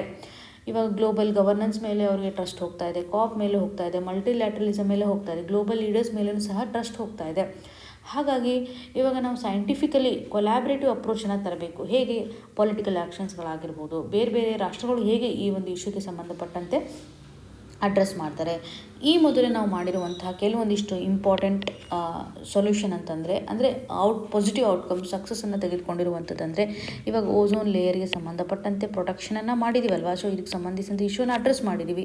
ಅಗೇನ್ ಕೋವಿಡ್ಗೆ ಸಂಬಂಧಪಟ್ಟಂತೆಯೂ ಸಹ ಎಲ್ಲರೂ ಸಹ ಹೋರಾಡಿ ಎಷ್ಟೊಂದು ಸ್ಟ್ರಾಂಗ್ ಇರುವಂಥ ಇಶ್ಯೂವನ್ನೇ ರಿಸಾಲ್ವ್ ಮಾಡಿದ್ದೀವಿ ಅಲ್ವಾ. ಇದಕ್ಕೆಲ್ಲ ಯುನೈಟೆಡ್ ಆ್ಯಕ್ಷನ್ಸ್ಗಳು ವರ್ಕ್ ಆಗಿದ್ದಾವೆ. ಸೊ ಇದೆಲ್ಲ ಪ್ರೂಫ್ ಅಂತಲೇ ಹೇಳ್ಬೋದು. ಇದನ್ನು ಪಾಯಿಂಟ್ಔಟ್ ಮಾಡೋದ್ರ ಮುಖಾಂತರ ಇವಾಗ ನಾವು ಒಂದು ಸೈಂಟಿಫಿಕ್ ಬೇಸ್ಡ್ ಕಲೆಕ್ಟಿವ್ ಅಪ್ರೋಚನ್ನು ಎಲ್ಲರೂ ಸೇರಿ ಕೊಲ್ಯಾಬ್ರೇಟಿವ್ ಅಪ್ರೋಚನ್ನು ತರಬೇಕು ಅಂತ ಹೇಳ್ತಾ ಇದ್ದಾರೆ. ಸೊ ಈವನ್ ಹಿಸ್ಟಾರಿಕಲ್ ರೋಲ್, ಇವಾಗ ಬ್ರೆಜಿಲ್ಗೆ ಸಂಬಂಧಪಟ್ಟಂತೆ ಒಂದು ಹಿಸ್ಟಾರಿಕಲ್ ರೋಲ್ ಅಂತ ಬಂದಾಗ ಪರ್ಟಿಕ್ಯುಲರ್ಲಿ ಬ್ರೆಜಿಲ್ ಇವಾಗ 1992ನಲ್ಲಿ ಆಗಿತ್ತಲ್ಲ ಅರ್ತ್ ಸಮಿಟ್. ಓಕೆ, ಈ ಒಂದು ಅರ್ತ್ ಸಮಿಟ್ ಅಥವಾ ಇದನ್ನು ನಾವೇನಂತ ಕರಿತೀವಿ, ರಿಯೋ ಸಮಿಟ್ ಅಂತಲೂ ಸಹ ಕರಿತೀವಿ. ಸೊ ಈ ಒಂದು ರಿಯೋ ಸಮಿಟನ್ನು ಹೋಸ್ಟ್ ಮಾಡಿರೋದು ಬ್ರೆಜಿಲ್, ರೈಟ್. ಸೊ ಇದರ ಒಂದು ಔಟ್ಕಮ್ ಇಂಪಾರ್ಟೆಂಟ್ ಅಲ್ವಾ, UNFCC. ಸೊ ಇದರಿಂದ ಬರುವಂಥ ಔಟ್ಕಮ್ ಸಾಕಷ್ಟು ಸರ್ತಿ ಕೇಳಿರ್ತಾರೆ. ಸೊ 3 ರೀತಿಯಂತ UNFCC ಇದೆ. ಹಾಗೂ ಕನ್ವೆನ್ಷನ್ ಆನ್ ಬಯಾಲಜಿಕಲ್ ಡೈವರ್ಸಿಟಿ ಅಂತ ನಾವು ಕರಿತೀವಿ, convention to combat desertification. This is very important outcome ಅಲ್ವಾ. 1992 ಅರ್ತ್ ಸಮಿಟಿಂದ ಬಂದಿರುವಂತಹ ಇಂಪಾರ್ಟೆಂಟ್ ಅಡಾಪ್ಷನ್ಸ್ ಅಂತ ಹೇಳ್ಬೋದು, ಕನ್ವೆನ್ಷನ್ಸ್ ಅಂತಲೇ ಹೇಳ್ಬೋದು. ಇವಾಗ ಆಲ್ರೆಡಿ 33 ಇಯರ್ಸ್ ಆಗಿದೆ. ಓಕೆ, ಈ ಒಂದು ಅಡಾಪ್ಷನ್ ಮಾಡಿಕೊಂಡೆ ಒಂದು 33 ಇಯರ್ಸ್ ಆಗಿದೆ. ಇವಾಗ COP30 ಮತ್ತೆ ಬ್ರೆಜಿಲ್ಗೆ ವಾಪಸ್ ಬರ್ತಾ ಇದೆ. ಹಾಗಾಗಿ ಇಲ್ಲೊಂದು ಸಿಂಬಾಲಿಕ್ ಚೇಂಜಸ್ ಆಗುವಂಥ ಸಾಧ್ಯತೆ ಇದೆ. ಈವನ್ ಅಮೆಝಾನ್ ರೈನ್ ಫಾರೆಸ್ಟ್ ಅಥವಾ ಪ್ಲಾನೆಟ್ಸ್ನ ಒಂದು ಲಂಗ್ಸ್ ಅಂತಲೇ ನಾವು ಏನು ಕರಿತೀವಿ ಅಲ್ಲಿ ನಡೀತಾ ಇರೋದ್ರಿಂದ ಸಿಂಬಾಲಿಕಲಿ ಇದೊಂದು ಪಾಸಿಟಿವಿಟಿಯನ್ನು ಸಹ ತರುತ್ತೆ ಅಂತ ನಾವು ಗಮನ ಹರಿಸ್ಬೋದು. ಈ ಒಂದು ಅಮೆಝಾನ್ಗೆ ಸಂಬಂಧಪಟ್ಟಂತೆಯೂ ಸಹ ನಿಮಗೆ ಎಕ್ಸಾಮಿನೇಷನಲ್ಲಿ ಕೇಳುವಂಥ ಒಂದು ಸಾಧ್ಯತೆ ಇರುತ್ತೆ. ಪರ್ಟಿಕ್ಯುಲರ್ಲಿ ಬಯೋಡೈವರ್ಸಿಟಿ ರಿಚ್ನೆಸ್ ಆಗಿರ್ಬೋದು, ಕಮ್ಯುನಿಟೀಸ್ಗಳ ಒಂದು ಲಿವಿಂಗ್ ಸ್ಟೈಲ್ ಏನಿದೆ ತುಂಬ ಇಂಪಾರ್ಟೆಂಟ್ ಇದೆ. ಅವರು ಹೇಗೆ ಒಂದು ಫಾರೆಸ್ಟ್ ಒಂದಿಗೆ ಇಂಟಿಗ್ರೇಟೆಡ್ ಅಪ್ರೋಚನ್ನು ಮಾಡ್ತಾ ಇದ್ದಾರೆ. ಸೊ ಒಂದು ರಿಯಲಿಸ್ಟಿಕ್ ಆಗಿ ಸೊಲ್ಯೂಷನ್ಸನ್ನು ತರುವಂತೆ ಇದೆ ಅಂತ ನಾವು ನೋಡ್ಬೋದು. ಇದು ಕೇವಲ ಐಡಿಯಾಸನ್ನು ತರುವಂಥದ್ದಾಗಲಿ ರಿಯಾಲಿಟಿಗೆ ಅಪ್ರೋಚ್ ಮಾಡುವಂಥ ಸಾಧ್ಯತೆ ಇದೆ ಅನ್ನುವಂಥ ಒಂದು ಮಾತನ್ನು ಲೂಲಾ ಅವರು ಎಂಫೋಸಿಸ್ ಮಾಡ್ತಾ ಇದ್ದಾರೆ. ಇಲ್ಲಿ ನೀವು ಗಮನ ಹರಿಸಬೇಕಾಗುತ್ತೆ, ಕ್ಲೈಮೇಟ್ಗೆ ಸಂಬಂಧಪಟ್ಟಂತೆಯೂ ಸಹ ಒಂದು ಜಸ್ಟಿಸನ್ನು ಸಹ ನಾವು ಪ್ರೊವೈಡ್ ಮಾಡಬೇಕು. ಓಕೆ, ಸೊ ಜಸ್ಟಿಸ್ ಆ್ಯಂಡ್ ಈಕ್ವಿಟಿಯನ್ನು ಸಹ ಪ್ರೊವೈಡ್ ಮಾಡಬೇಕಾಗತ್ತೆ. ಇದು ತುಂಬ ಇಂಪಾರ್ಟೆಂಟ್ ಅಲ್ವಾ. ಇವಾಗ ನೋಡಿ, ಒಂದು ಪ್ರಿನ್ಸಿಪಲ್ ಇತ್ತು, ಕಾಮನ್ ಬಟ್ ಡಿಫ್ರೆನ್ಷಿಯೇಟೆಡ್ ರೆಸ್ಪಾನ್ಸಿಬಿಲಿಟಿ ಅಂತ ನಾವು ಏನು ಕರಿತೀವಿ, ಕಾಮನ್ ಬಟ್ ಡಿಫ್ರೆನ್ಷಿಯೇಟೆಡ್ ರೆಸ್ಪಾನ್ಸಿಬಿಲಿಟಿ. ಇದು ನಾನ್ ನೆಗೋಷಿಯಬಲ್ ಆಗೇ ನಾವು ಕನ್ಸಿಡರ್ ಮಾಡಬೇಕು. ಇಲ್ಲಿ ಬಹಳ ನೆಗ್ಲೆಕ್ಟ್ ಆಗುತ್ತೆ. ಡೆವಲಪ್ಡ್ ನೇಷನ್ಸ್ಗಳು ಇದೆಯಲ್ಲ, ಇದ್ರ ಮೇಲೆ ಅಷ್ಟೊಂದು ನಿಗಾವನ್ನು ವಹಿಸ್ತಾನೆ ಇಲ್ಲ. ಸೊ ನಮಗೂ ಈಕ್ವಾಲಿಟಿ ಬೇಕು ಅಂತ ಡೆವಲಪ್ಡ್ ನೇಷನ್ಸ್ಗಳು ಕಾಣುತ್ತೆ. ಆದರೆ ಹಿಸ್ಟಾರಿಕಲಿ ಅವರು ಸಾಕಷ್ಟು ಎಮಿಷನ್ಸನ್ನು ಮಾಡಿದ್ದಾರೆ. ಹಾಗಾಗಿ ಇವಾಗ ನೋಡಿ, ಇಲ್ಲಿ ಗ್ಲೋಬಲ್ ಸೌತ್ ಅಂತ ನಾವು ಏನು ಕರಿತೀವಿ, ಗ್ಲೋಬಲ್ ಸೌತ್ ಅಂತ ಬಂದಾಗ ಡೆವಲಪಿಂಗ್ ನೇಷನ್ಸ್ಗಳಿರ್ತವೆ. ಸೊ ಈ ಒಂದು ಡೆವಲಪಿಂಗ್ ನೇಷನ್ಸ್ಗಳಿಗೆ ಗ್ರೋತ್ ಆಗಲಿಕ್ಕೂ ಸಹ ನಾವು ಸರಿಯಾಗಿ ಜಸ್ಟಿಸನ್ನು ಪ್ರೊವೈಡ್ ಮಾಡಬೇಕು. ಇವ್ರಿಗೆ ಡೆವಲಪ್ ಆಗಲಿಕ್ಕೂ ಪ್ರೊವೈಡ್ ಮಾಡಬೇಕು. ನೀವು ಜಾಸ್ತಿ ಎಮಿಷನ್ಸ್ ಮಾಡಿಬಿಡಿ ಅಂತ ಇಮಿಡಿಯೇಟಾಗಿ ನಾವು ರೆಸ್ಟ್ರಿಕ್ಷನ್ ಮಾಡಲಿಕ್ಕೆ ಆಗೋದಿಲ್ಲ, ಆದರೆ ಡೆವಲಪ್ಡ್ ನೇಷನ್ಸ್ಗಳಿಗೆ ರೆಸ್ಟ್ರಿಕ್ಷನ್ಸನ್ನು ಮಾಡಬಹುದು. ಸೊ ಈ ಒಂದು ಹಂತದಲ್ಲಿ ನಾವು ಕಾಮನ್ ಬಟ್ ಡಿಫ್ರೆನ್ಷಿಯೇಟೆಡ್ ರೆಸ್ಪಾನ್ಸಿಬಿಲಿಟಿ ಮೇಲೆ ನಿಗಾ ವಹಿಸಬೇಕು. ಇದನ್ನು ನೆಗೋಷಿಯೇಟ್ ಮಾಡಲಾಕೆ ಹೋಗಬಾರ್ದು ಅನ್ನುವಂಥ ಒಂದು ಪ್ರಿನ್ಸಿಪಲನ್ನು ಸಹ ನಾವಿಲ್ಲಿ ಕನ್ಸಿಡರ್ ಮಾಡಬೇಕಾಗುತ್ತೆ. ಇದರಿಂದ ಕ್ಲೈಮೇಟ್ಗೆ ಸಂಬಂಧಪಟ್ಟಂತಹ ಒಂದು ಕಮಿಟ್ಮೆಂಟನ್ನು ನಾವು ಜಸ್ಟಿಫೈ ಮಾಡಲಿಕ್ಕೆ ಸಾಧ್ಯತೆ ಇದೆ. ಈವನ್ ಡೆವಲಪ್ ನೇಷನ್ಸ್ಗಳು ಸಹ ಏನು ಮಾಡಬೇಕಾಗುತ್ತೆ, ಫೈನಾನ್ಸನ್ನು ಪ್ರೊವೈಡ್ ಮಾಡಬೇಕಾಗುತ್ತೆ. ಈ ಒಂದು ಎಲ್ಲ ಆಸ್ಪೆಕ್ಟನ್ನು ಸಹ ನಾವಿಲ್ಲಿ ಗಮನ ಹರಿಸಬೇಕಾಗುತ್ತೆ. ಇವಾಗ ಬ್ರೆಜಿಲಲ್ಲಿರುವಂಥ ಒಂದು ಡೊಮೆಸ್ಟಿಕ್ ಆ್ಯಕ್ಷನ್ ಅವರು ಹೇಗೆ ಒಂದು ಪಾಸಿಟಿವಿಟಿಯನ್ನು ತಂದಿದ್ದಾರೆ, ಅಲ್ಲಿರುವಂಥ ಒಂದು ಔಟ್ಕಮನ್ನು ನಾವು ಕನ್ಸಿಡರ್ ಮಾಡೋದ್ರ ಮುಖಾಂತರ ಅವರು ಪರ್ಟಿಕ್ಯುಲರ್ಲಿ ಒಂದು ಡಿಫಾರೆಸ್ಟೇಷನ್ ಕಂಡೀಷನ್ ನೋಡಿದಾಗ ಕಳೆದ ಒಂದು 2 ಇಯರ್ಸ್ನಿಂದ ನೋಡಿದಾಗ 50% ಡಿಫಾರೆಸ್ಟೇಷನ್ ಕಂಡೀಷನ್ ರಿಡ್ಯೂಸ್ ಆಗಿದೆ. ಸೊ ಅವ್ರು ಏನು ಮಾಡಿದ್ದಾರೆ ಅಂದರೆ ಪರ್ಟಿಕ್ಯುಲರ್ಲಿ ಟ್ರಾಪಿಕಲ್ ಫಾರೆಸ್ಟ್ ಫಾರೆವರ್ ಫೆಸಿಲಿಟಿಯನ್ನು ತರುವಂತಹ ಒಂದು ನಿಟ್ಟಿನಲ್ಲಿ ಫಂಡನ್ನು ಎನ್ಹ್ಯಾನ್ಸ್ ಮಾಡುವಂಥದ್ದಾಗಲಿ, ಕೆಲವೊಂದಿಷ್ಟು ಕಂಟ್ರೀಸ್ಗಳಿಗೆ ಕೊಡುವಂಥ ಒಂದು ರಿವಾರ್ಡ್ನ ಮುಖಾಂತರ ಯಾರು ಚೆನ್ನಾಗಿ ಡಿಫಾರೆಸ್ಟೇಷನ್ ಕಂಡೀಷನ್ನ ತರ್ತಾ ಇದ್ದಾರೆ, ಕನ್ಸರ್ವ್ ಮಾಡ್ತಾ ಇದ್ದಾರೆ, ಅವ್ರಿಗೋಸ್ಕರ ಒಂದು ರಿವಾರ್ಡನ್ನು ಕೊಡುವಂಥದ್ದಾಗಲಿ. ಸೊ ಅವರು ಪರ್ಟಿಕ್ಯುಲರ್ಲಿ ಇಲ್ಲಿ ಒಂದು ಫೈನಾನ್ಸನ್ನು ಪ್ಲೆಡ್ಜ್ ಮಾಡಿದ್ದಾರೆ. $1 ಬಿಲಿಯನ್ ಅಷ್ಟು ಪ್ಲೆಡ್ಜ್ ಮಾಡಿರೋದನ್ನು ಸಹ ನಾವು ನೋಡ್ತಾ ಇದ್ದೀವಿ. ಸೊ ಇದರ ಆಧಾರದ ಮೇಲೆ ನೀವು ಅರ್ಥ ಮಾಡ್ಕೋಬೇಕು ಅವ್ರು ಎಷ್ಟರ ಮಟ್ಟಿಗೆ ಒಂದು ನೇಚರ್ನ ಕನ್ಸರ್ವೇಷನ್ ಮಾಡೋದರಲ್ಲಿ ಮುಂದಾಗ್ತಾ ಇದ್ದಾರೆ ಅಂತ. ಅಗೇನ್ ಅವರು ನ್ಯಾಷನಲಿ ಡಿಟರ್ಮೈನ್ಡ್ ಕಾಂಟ್ರಿಬ್ಯೂಷನ್ ನಡಿನಲ್ಲೂ ಸಹ ಟಾರ್ಗೆಟ್ ರಿಡಕ್ಷನ್ ಮಾಡೋದಾಗಿ, ಗ್ರೀನ್ ಹೌಸ್ ಗ್ಯಾಸಸ್ಗಳನ್ನು ಎಮಿಷನ್ ರೆಡ್ಯೂಸ್ ಮಾಡೋದಾಗಲಿ ಒಂದು ಟಾರ್ಗೆಟನ್ನು ಹಾಕ್ಕೊಂಡಿದ್ದಾರೆ. ಅದರತ್ತ ಅವರು ನಡೀತಾ ಇದ್ದಾರೆ ಅಂತ ನಾವು ಗಮನ ಹರಿಸ್ಬೋದು. ಸೊ ಹಾಗಾಗಿ ಇಲ್ಲಿ ನೀವು ಅರ್ಥ ಮಾಡ್ಕೋಬೇಕಾಗುತ್ತೆ, ಬ್ರೆಜಿಲ್ನ ಒಂದು ಎನರ್ಜಿ ಕಂಟೆಕ್ಸ್ಟ್ ಅಂತ ನೋಡಿದಾಗ 88% ರಿನ್ಯೂವಬಲ್ ಎನರ್ಜಿ ಮೇಲೆ ಅವರು ಫೋಕಸ್ ಆಗಿದ್ದಾರೆ. ಹೈಡ್ರೋ, ಬಯೋಫ್ಯೂಯಲ್ಸ್, ವಿಂಡ್, ಸೋಲಾರ್ ಈ ರೀತಿಯಾಗಿ ರಿನ್ಯೂವಬಲ್ ಎನರ್ಜಿ ರಿಸೋರ್ಸಸ್ಗಳು ಏನಿದಾವಲ್ಲ ಅದ್ರ ಮೇಲೆ ಅವರು ಒಂದು ಎನರ್ಜಿ ಟ್ರಾನ್ಸಿಷನನ್ನು ನಾವು ಕಾಣ್ಬೋದು. ಓಕೆ, ಸೊ ಇದರಿಂದ ಅವರ ಒಂದು ಪಾಸಿಟಿವ್ ಔಟ್ಕಮ್ಮಿಂದ ಲರ್ನಿಂಗ್ ತುಂಬ ಇದೆ. COP13 ನಾವು ಒಂದು ಒಳ್ಳೆ ರೀತಿಯಾಗಿ ಒಂದು ರಿಯಲಿಸ್ಟಿಕ್ ಆಗಿ ಅವರು ಥಿಂಕ್ ಮಾಡ್ತಾರೆ ಅಂತಲೂ ಸಹ ನಾವಿಲ್ಲಿ ಗಮನ ಹರಿಸ್ಬೋದು. ಅಗೇನ್ ಇವರು ಕ್ಲೈಮೇಟ್ ಆ್ಯಕ್ಷನ್ಸನ್ನು ಸೋಷಿಯಲ್ ಜಸ್ಟಿಸ್ಗೂ ಸಹ ಲಿಂಕ್ ಮಾಡಲಿಕ್ಕೆ ಟ್ರೈ ಮಾಡ್ತಾ ಇದ್ದಾರೆ. ಫಾರ್ ಎಕ್ಸಾಂಪಲ್ ಇವಾಗ ಈ ಒಂದು ಕ್ಲೈಮೇಟ್ ಆ್ಯಕ್ಷನ್ COP30 ಸಹ ನಾವು ಎದಕ್ಕೆ ಲಿಂಕ್ ಮಾಡ್ಬೋದು, ಸೋಷಿಯಲ್ ಜಸ್ಟಿಸ್ಗೂ ಸಹ ಲಿಂಕ್ ಮಾಡ್ಬೋದು. ಅಂದರೆ ಜನರಿಗೆ ಬೇಕಾಗಿರ್ತಕ್ಕಂಥ ಒಂದು ಸಮಾನತೆ ನಾವು ಪ್ರೊವೈಡ್ ಮಾಡಬೇಕು ಅಂತಂದರೆ ಕ್ಲೈಮೇಟ್ ಪಾಲಿಸೀಸ್ಗಳು ತುಂಬ ಇಂಪಾರ್ಟೆಂಟ್ ಆಗುತ್ತೆ. ಬಿಕಾಸ್ ನೀವು ಅರ್ಥ ಮಾಡ್ಕೊಳ್ಳಿ, ಇಲ್ಲಿ ಜನರಿಗೆ ಕ್ಲೀನ್ ಕುಕಿಂಗ್ ತುಂಬ ಇಂಪಾರ್ಟೆಂಟು. ಕ್ಲೀನ್ ಕುಕಿಂಗ್ ಫ್ಯೂಯಲ್ಸ್ಗಳು ತುಂಬ ಇಂಪಾರ್ಟೆಂಟ್ ಆಗುತ್ತೆ. ಎಷ್ಟೋ ಜನ ಇವಾಗ ಹಂಗರಲ್ಲಿದ್ದಾರೆ. Okay, hunger is the biggest issue, right? So ಎಲ್ಲರಿಗೂ ಸಹ ಫುಡ್ ಸೆಕ್ಯೂರಿಟಿ ಆಧಾರದ ಮೇಲೆ ಜಸ್ಟಿಸನ್ನು ನಾವು ಪ್ರೊವೈಡ್ ಮಾಡಬೇಕು ಅಂತಂದರೆ ಹಂಗರ್, ಪಾವರ್ಟಿ, ಕ್ಲೈಮೇಟ್ ಇವೆಲ್ಲ ಇಂಟರ್ಲಿಂಕ್ಡ್ ಇಶ್ಯೂಸ್ ಅಂತಲೇ ಹೇಳ್ಬೋದು. ಸೊ ಈ ಪರ್ಟಿಕ್ಯುಲರ್ಲಿ ನಾವು ಕ್ಲೈಮೇಟ್ ಜಸ್ಟಿಸ್ ಅಂತ ಅಡ್ರೆಸ್ ಮಾಡುವಂಥ ಸಂದರ್ಭದಲ್ಲಿ ನೀವು ಬರಿಬೇಕಾಗಿರುವಂತಹ ಮೇಜರ್ ವರ್ಡ್ಸ್ ಅಂತಂದರೆ ಒಂದು ಹಂಗರ್ ಆಗಿರ್ಬೋದು, ಪಾವರ್ಟಿ ಆಗಿರ್ಬೋದು, ಪರ್ಟಿಕ್ಯುಲರ್ಲಿ ಕ್ಲೀನ್ ಏರ್ ಆಗಿರ್ಬೋದು, ಅಂದರೆ ಕ್ಲೀನ್ ಎನ್ವಿರಾನ್ಮೆಂಟ್ ಅಂತಲೇ ನಾವು ಹೋಲಿಸ್ಟಿಕ್ಕಾಗಿ ಬರಿಬೋದು. ಸೊ ಇದರ ಆಧಾರದ ಮೇಲೆ ನಾವು ಸೋಷಿಯಲ್ ಜಸ್ಟಿಸನ್ನು ಪ್ರೊವೈಡ್ ಮಾಡಬೇಕು, ಹಂಗರನ್ನು ಎರಾಡಿಕೇಷನ್ ಮಾಡಬೇಕು. ಕ್ಲೈಮೇಟ್ ಜಸ್ಟಿಸ್ನಿಂದ ಇದು ಸಾಧ್ಯತೆ ಇದೆ ಅಂತ ನಾವು ಹೇಳಬೇಕು. ಗ್ಲೋಬಲ್ ಲೆವೆಲಲ್ಲಿ ಈ ಒಂದು ಪ್ಲ್ಯಾಟ್ಫಾರ್ಮ್ ಎಷ್ಟರ ಮಟ್ಟಿಗೆ ಒಂದು ಟ್ರುತ್ತನ್ನು ಡಿಕ್ಲೇರ್ ಮಾಡುತ್ತೆ, ಪಾಪ್ ಆಫ್ ಟ್ರುತ್ ಅಂತ ನಾವು ಹೇಳ್ತೀವಿ ಅಲ್ವಾ, ಟರ್ನಿಂಗ್ ಪಾಯಿಂಟ್ ಅಂತಲೇ ನಾವು ಇಲ್ಲಿ ಹೇಳ್ಬೋದು. ಸೊ ಇವ್ರು ಕೊಡ್ತಾ ಇರುವಂಥ ಒಂದು ಪ್ರಾಮಿಸಸನ್ನು ನಾವಿಲ್ಲಿ ಕನ್ಸಿಡರ್ ಮಾಡಬೇಕಾಗುತ್ತೆ.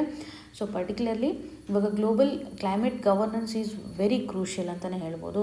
ಇವಾಗ ಯುನೈಟೆಡ್ ನೇಷನ್ ಸೆಕ್ಯೂರಿಟಿ ಕೌನ್ಸಿಲ್ನ ಒಂದು ಪವರ್ ಏನಿದೆಲ್ಲ ರೆಡ್ಯೂಸ್ ಆಗ್ತಾ ಇದೆ. ಇವಾಗ ಪ್ರಸ್ತುತವಾಗಿ ಬೇಕಾಗಿರೋದು ಏನಂತಂದರೆ ಮಲ್ಟಿಲ್ಯಾಟ್ರಲಿಸಮ್ ಜಾಸ್ತಿ ಆಗ್ತಾಯಿದೆ ಅಲ್ವಾ, ಮಲ್ಟಿ ಪೋಲಾರ್ ಆರ್ಡರ್ ಜಾಸ್ತಿ ಆಗ್ತಾ ಇದೆ. ಬೇರೆ ಬೇರೆ ಕಂಟ್ರೀಸ್ಗಳು ಸಹ ತಮ್ಮ ಒಂದು ಪವರ್ನ ರಿಫ್ಲೆಕ್ಟ್ ಮಾಡ್ತಾ ಇದ್ದಾರೆ. ಸೊ ಈ ಒಂದು ಹಂತದಲ್ಲಿ ಇವಾಗ ಏನು ಇಶ್ಯೂ ಇದೆ, ಇದನ್ನು ಹೇಗೆ ನಾವು ರಿಸಾಲ್ವ್ ಮಾಡಬೇಕು. ಸೊ ಇವರ ಒಂದು ಪ್ಲೆಡ್ಜಸನ್ನು ಅಥವಾ ಇವರ ಒಂದು ಪರ್ಸ್ಪೆಕ್ಟಿವನ್ನು ಈ ಆರ್ಟಿಕಲ್ನ ಮುಖಾಂತರ ನಾವು ಗಮನ ಹರಿಸ್ಬೋದು.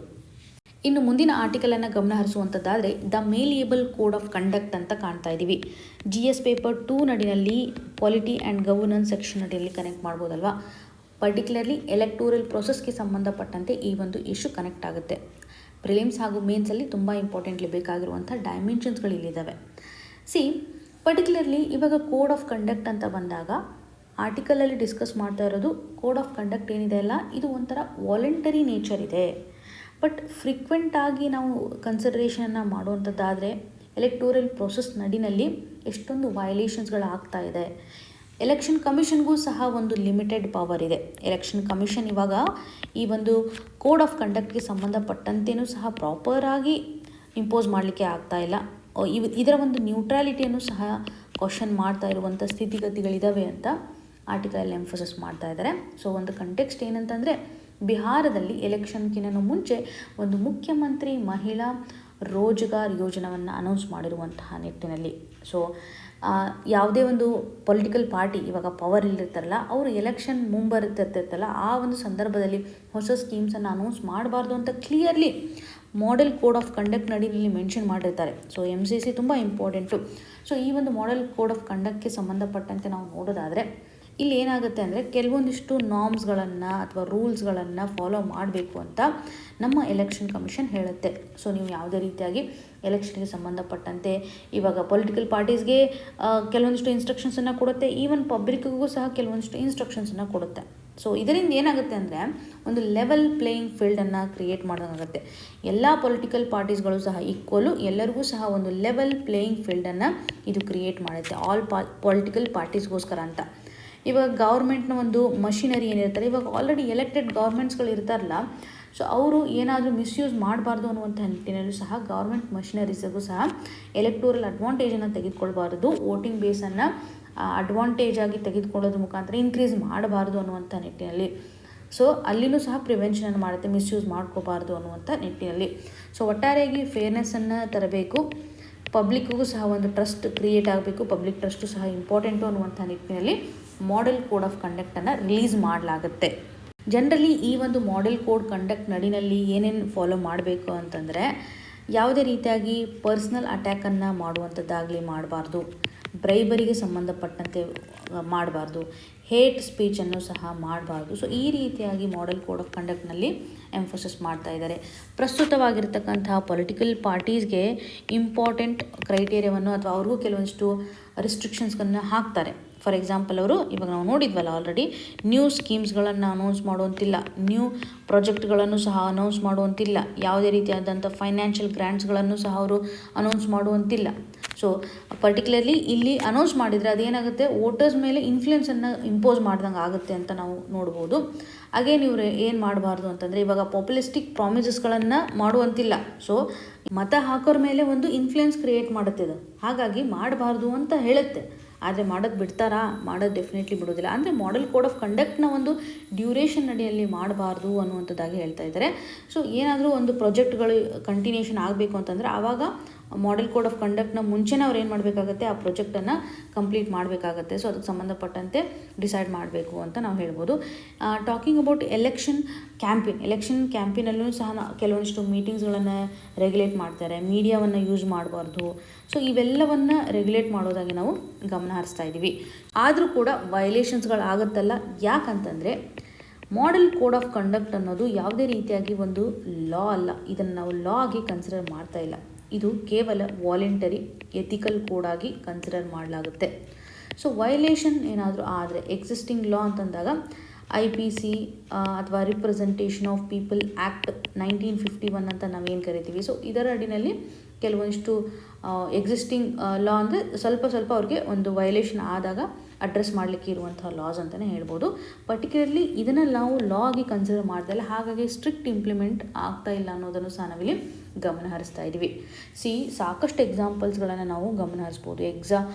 ಎಕ್ಸಾಮಿನೇಷನ್ ಪರ್ಸ್ಪೆಕ್ಟಿವಲ್ಲಿ ನೋಡಿದಾಗ ಈ ಎಲ್ಲ ಇಶ್ಯೂಸ್ಗಳನ್ನು ನಾವು ಮೇನ್ಸಲ್ಲಿ ಯುಟಿಲೈಸ್ ಮಾಡ್ಕೋಬೋದು. ಎಲೆಕ್ಷನ್ ಪ್ರೊಸೆಸ್ಗೆ ಸಂಬಂಧಪಟ್ಟಂತೆ ಎಷ್ಟು ಮಟ್ಟಿಗೆ ಫೇರ್ ಇದೆ, ಯಾವ ರೀತಿಯಾಗಿ ಮಾಡೆಲ್ ಕೋಡ್ ಆಫ್ ಕಂಡಕ್ಟ್ನ ಡೈಮೆನ್ಷನ್ಸನ್ನು ನೀವು ಬಳಕೆ ಮಾಡ್ಬೋದು ಅಂತ ನಾವಿಲ್ಲಿ ಕಲಿಬೇಕಾಗತ್ತೆ.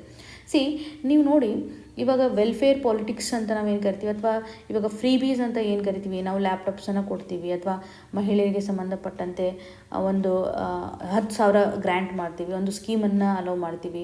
ಸೊ ಇಲ್ಲಿ ಇಂಡೈರೆಕ್ಟಾಗಿ ವೋಟರ್ಸನ್ನು ಇನ್ಫ್ಲುಯೆನ್ಸ್ ಮಾಡ್ತಾ ಇದ್ದಾರಲ್ಲ, ಆನ್ಗೋಯಿಂಗ್ ಸ್ಕೀಮ್ಸ್ನ ಮುಖಾಂತರ ಇಂಟಿಗ್ರೇಟ್ ಮಾಡೋದ್ರ ಮುಖಾಂತರ, ಅಥವಾ ಸ್ಟೇಟ್ ರಿಸೋರ್ಸಸ್ಗಳು ಆಲ್ರೆಡಿ ಇದೆ, ಎಲೆಕ್ಟೆಡ್ ಗೌರ್ಮೆಂಟ್ಸ್ಗಳು ಮಿಸ್ಯೂಸ್ ಮಾಡ್ತಾ ಇರೋದನ್ನು ನಾವು ನೋಡ್ತಾ ಇದ್ದೀವಿ ಅಂತ ಗಮನ ಹರಿಸ್ಬೋದು. ಸೊ ಹಾಗಾಗಿ ಪರ್ಟಿಕ್ಯುಲರ್ಲಿ ನಾವು ಇಲ್ಲಿ ಸಾಲಿಡಾಗಿ ಒಂದು ಕಾಮನ್ ಪ್ಯಾಟರ್ನನ್ನು ಅಬ್ಸರ್ವ್ ಮಾಡ್ತಾ ಹೋದರೆ, ಇವಾಗ ಸೆಂಟ್ರಲ್ ಗೌರ್ಮೆಂಟ್ ಇರ್ಬೋದು, ಸ್ಟೇಟ್ ಗೌರ್ಮೆಂಟ್ ಇರ್ಬೋದು, ಬೇರೆ ಪೊಲಿಟಿಕಲ್ ಪಾರ್ಟೀಸ್ಗಳು ಸಹ ಸಾಕಷ್ಟು ಪ್ರಾಜೆಕ್ಟ್ಸ್ಗಳನ್ನು ಇವಾಗ ಅನೌನ್ಸ್ ಮಾಡ್ತಾ ಇದ್ದಾರೆ. ನೀವು ನೋಡ್ಬೋದು, ಕರ್ನಾಟಕದಲ್ಲಿ ಗ್ಯಾರಂಟಿ ಸ್ಕೀಮ್ಸ್ ಅಂತ ನಾವೇನು ಕರಿತೀವಿ, ಸೊ ಇದರ ಮುಖಾಂತರನೇ ಇವತ್ತು ಕಾಂಗ್ರೆಸ್ ಒಂದು ಪದವಿಯನ್ನು ಪಡ್ಕೊಂಡಿದೆ ಅಂತ ಹೇಳಿದರೆ ತಪ್ಪೇನಾಗೋದಿಲ್ಲ. ಸೊ ಹಾಗಾಗಿ ನಾವು ಅರ್ಥ ಮಾಡ್ಕೋಬೇಕಾಗತ್ತೆ, ಎಲೆಕ್ಷನ್ ಕಮಿಷನ್ ಇವತ್ತು ಎಷ್ಟೇ ಫ್ರೀ ಆ್ಯಂಡ್ ಫೇರ್ ಎಲೆಕ್ಷನನ್ನು ಕಂಡಕ್ಟ್ ಮಾಡಬೇಕು ಅಂತ ಮುಂದಾದರೂ ಅದರ ಒಂದು ನ್ಯೂಟ್ರಾಲಿಟಿಗೆ ಧಕ್ಕೆನೂ ಕ್ರಿಯೇಟ್ ಆಗ್ತಾ ಇದೆ. Model code of conduct legally binding ಕಂಡೀಷನ್ಸನ್ನು ಮಾಡಬೇಕು ಅಂತ ಸ್ಟ್ಯಾಂಡಿಂಗ್ ಕಮಿಟೀಸ್ಗಳು ಸಹ 2013ರಲ್ಲಿ ರೆಕಮೆಂಡೇಷನ್ಸ್ ಮಾಡಿದ್ದಾರೆ. ಸೊ MCCಯನ್ನು ನಾವು ಸ್ಟ್ರಾಂಗ್ ಮಾಡಿದರೆ ಆಟೋಮೆಟಿಕ್ಲಿ ಇದರಿಂದ ಪೊಲಿಟಿಕಲ್ ಪಾರ್ಟೀಸ್ಗಳ ಮೇಲೆ ಆಗಿರ್ಬೋದು ಅಥವಾ ಇಂಡಿವಿಜುವಲ್ ಮೇಲೆ ಒಂದು ರೆಸ್ಟ್ರಿಕ್ಷನ್ಸನ್ನು ಇಂಪೋಸ್ ಮಾಡ್ದಂಗೆ ಆಗುತ್ತೆ. ಸೊ ಅವ್ರಿಗೊಂದು ಟೆಂಪ್ರರಿ ಬ್ಯಾನ್ ಆಗಿರ್ಬೋದು, ಅವ್ರಿಗೆ ಒಂದು ವಾರ್ನಿಂಗನ್ನು ಕೊಡೋದ್ರ ಮುಖಾಂತರ ಒಂದು ಎಲೆಕ್ಷನ್ ಕಮಿಷನ್ಗೂ ಸಹ ಪವರನ್ನು ಕೊಡಬೇಕು ಅನ್ನುವಂಥದ್ದನ್ನು ನಾವಿಲ್ಲಿ ಕಾಣ್ತಾ ಇದ್ವಿ. ಸೊ ಪರ್ಟಿಕ್ಯುಲರ್ಲಿ ಇವಾಗ ಎಲೆಕ್ಷನ್ ಡ್ಯೂರೇಷನ್ ಅಂತ ಬಂದಾಗ ನಾವು ಮಾಡೆಲ್ ಕೋಡ್ ಆಫ್ ಕಂಡಕ್ಟ್ ಏನಿದೆ ಅದು ತುಂಬ ಕ್ರೂಷಿಯಲ್ ಇದೆ. ಬಟ್ ಸ್ಟಿಲ್ ಅಲ್ಲಿ ಸಾಕಷ್ಟು ವೈಲೇಷನ್ಸ್ಗಳು ಆಗ್ತಾ ಇರ್ತವೆ. ಯಾಕೆಂದರೆ ತುಂಬ ನಿಯರೆಸ್ಟ್ ಡ್ಯೂರೇಷನ್ ಇರುತ್ತೆ ವೋಟಿಂಗ್ ಮಾಡುವಂಥ ಸಂದರ್ಭದಲ್ಲಿ. ಆವಾಗ ಎಲ್ಲ ಪೊಲಿಟಿಕಲ್ ಪಾರ್ಟೀಸ್ಗಳು ತುಂಬ ಆ್ಯಕ್ಟಿವ್ ಆಗಿರೋದನ್ನು ನಾವು ನೋಡ್ತಾ ಇದ್ವಿ. ಆ್ಯಕ್ಟಿವ್ ಕಾಂಪೋನೆಂಟ್ ಅಲ್ಲಿ ಕಂಡು ಬರುತ್ತೆ. ಸೊ ಕೆಲವೊಂದಿಷ್ಟು ಸೂಪರ್ಫಿಷಿಯಲಿ ಅವರು ತೋರಿಸ್ಕೊಳ್ದೇ ಇರ್ಬೋದು ನಾವು ವೈಲೇಟ್ ಮಾಡ್ತಾ ಇಲ್ಲ ಅಂತ. ಬಟ್ ಇನ್ ದ ಡೆಪ್ತ್ ಅಥವಾ ಅವರು ಪರ್ಟಿಕ್ಯುಲರ್ಲಿ ಬ್ಯಾಕ್ಗ್ರೌಂಡ್ ಅಂತ ನೋಡಿದಾಗ ಸಾಕಷ್ಟು ವರ್ಕ್ಗಳನ್ನು ಗೆಲ್ಲುವಂಥ ಹಂತದಲ್ಲೇ ಮಾಡ್ತಾ ಇರ್ತಾರೆ. ಸೊ ಈ ರೀತಿಯಾಗಿ ಇರುವಂಥ ಇಶ್ಯೂಸನ್ನು ಅಡ್ರೆಸ್ ಮಾಡಬೇಕು ಅಂತಂದರೆ ಎಲೆಕ್ಷನ್ ಕಮಿಷನನ್ನು ಸ್ಟ್ರಾಂಗ್ ಮಾಡಬೇಕು. ಇಲ್ಲಿರ್ತಕ್ಕಂತಹ MCC ಇವೆಲ್ಲ ರೂಲ್ಸ್ ಆ್ಯಂಡ್ ರೆಗ್ಯುಲೇಷನ್ಸ್ಗಳು ಇದಾವಲ್ಲ, ಇವನ್ನ ಸ್ಟ್ರಿಕ್ಟಾಗಿ ಇಂಪ್ಲಿಮೆಂಟ್ ಮಾಡಬೇಕು ಅಂತಂದರೆ ಹೆಚ್ಚು ಪವರನ್ನು ಪ್ರೊವೈಡ್ ಮಾಡಬೇಕು ಅನ್ನುವಂಥದ್ದನ್ನು ಆಥರ್ ಅವರು ಆರ್ಗ್ಯುಮೆಂಟ್ ಮಾಡ್ತಾ ಇದ್ದಾರೆ ಅಂತ ನಾವಿಲ್ಲಿ ಗಮನ ಹರಿಸ್ಬೋದು. ಇನ್ನು ಮುಂದಿನ ಆರ್ಟಿಕಲನ್ನು ಗಮನ ಹರಿಸುವಂಥದ್ದಾದರೆ FATF releases updated asset recovery framework India played a key role ಅನ್ನುವಂಥದ್ದಾಗಿ ಕಾಣ್ತಾ ಇದ್ದೀವಿ. ಈ ಒಂದು ಆರ್ಟಿಕಲ್ ನಮಗೆ ಪರ್ಟಿಕ್ಯುಲರ್ಲಿ GS ಪೇಪರ್ 2 ಅಂತ ಬಂದಾಗ ಗ್ಲೋಬಲ್ ಲೆವೆಲಲ್ಲಿರುವಂಥ ಒಂದು ಗವರ್ನೆನ್ಸ್ನ ಆಧಾರದ ಮೇಲೆ ಈ ಆರ್ಗನೈಸೇಷನ್ ನಮಗೆ ಸಹಕಾರಿಯಾಗುತ್ತೆ. GS ಪೇಪರ್ 3 ನಡಿನಲ್ಲಿ ಮನಿ ಲಾಂಡರಿಂಗ್ಗೆ ಸಂಬಂಧಪಟ್ಟಂತೆಯೂ ಸಹ ನಾವು ಈ ಒಂದು ಫೈನಾನ್ಷಿಯಲ್ ಆ್ಯಕ್ಷನ್ ಟಾಸ್ಕ್ ಫೋರ್ಸ್ಗೆ ಸಂಬಂಧಪಟ್ಟಂತೆ ಅಂಡರ್ಸ್ಟ್ಯಾಂಡ್ ಮಾಡ್ಕೊಳ್ತೀವಿ. ಸೊ ಹಾಗಿದ್ರೆ ಇದರ ಒಂದು ಫುಲ್ ಫಾರ್ಮ್ ಅಂತ ನೋಡೋದಾದರೆ ಫೈನಾನ್ಷಿಯಲ್ ಆ್ಯಕ್ಷನ್ ಟಾಸ್ಕ್ ಫೋರ್ಸ್, ನಿಮಗೆ ಇದು ಕ್ಲಿಯರಾಗಿ ಗೊತ್ತಿರಲಿ. ಇದರ ಒಂದು ಫಂಕ್ಷನ್ ಏನಿದೆ, ಇದೊಂದು ಇಂಟರ್ ಗವರ್ಮೆಂಟಲ್ ಬಾಡಿ ಅಂತಲೇ ಕರಿತೀವಿ.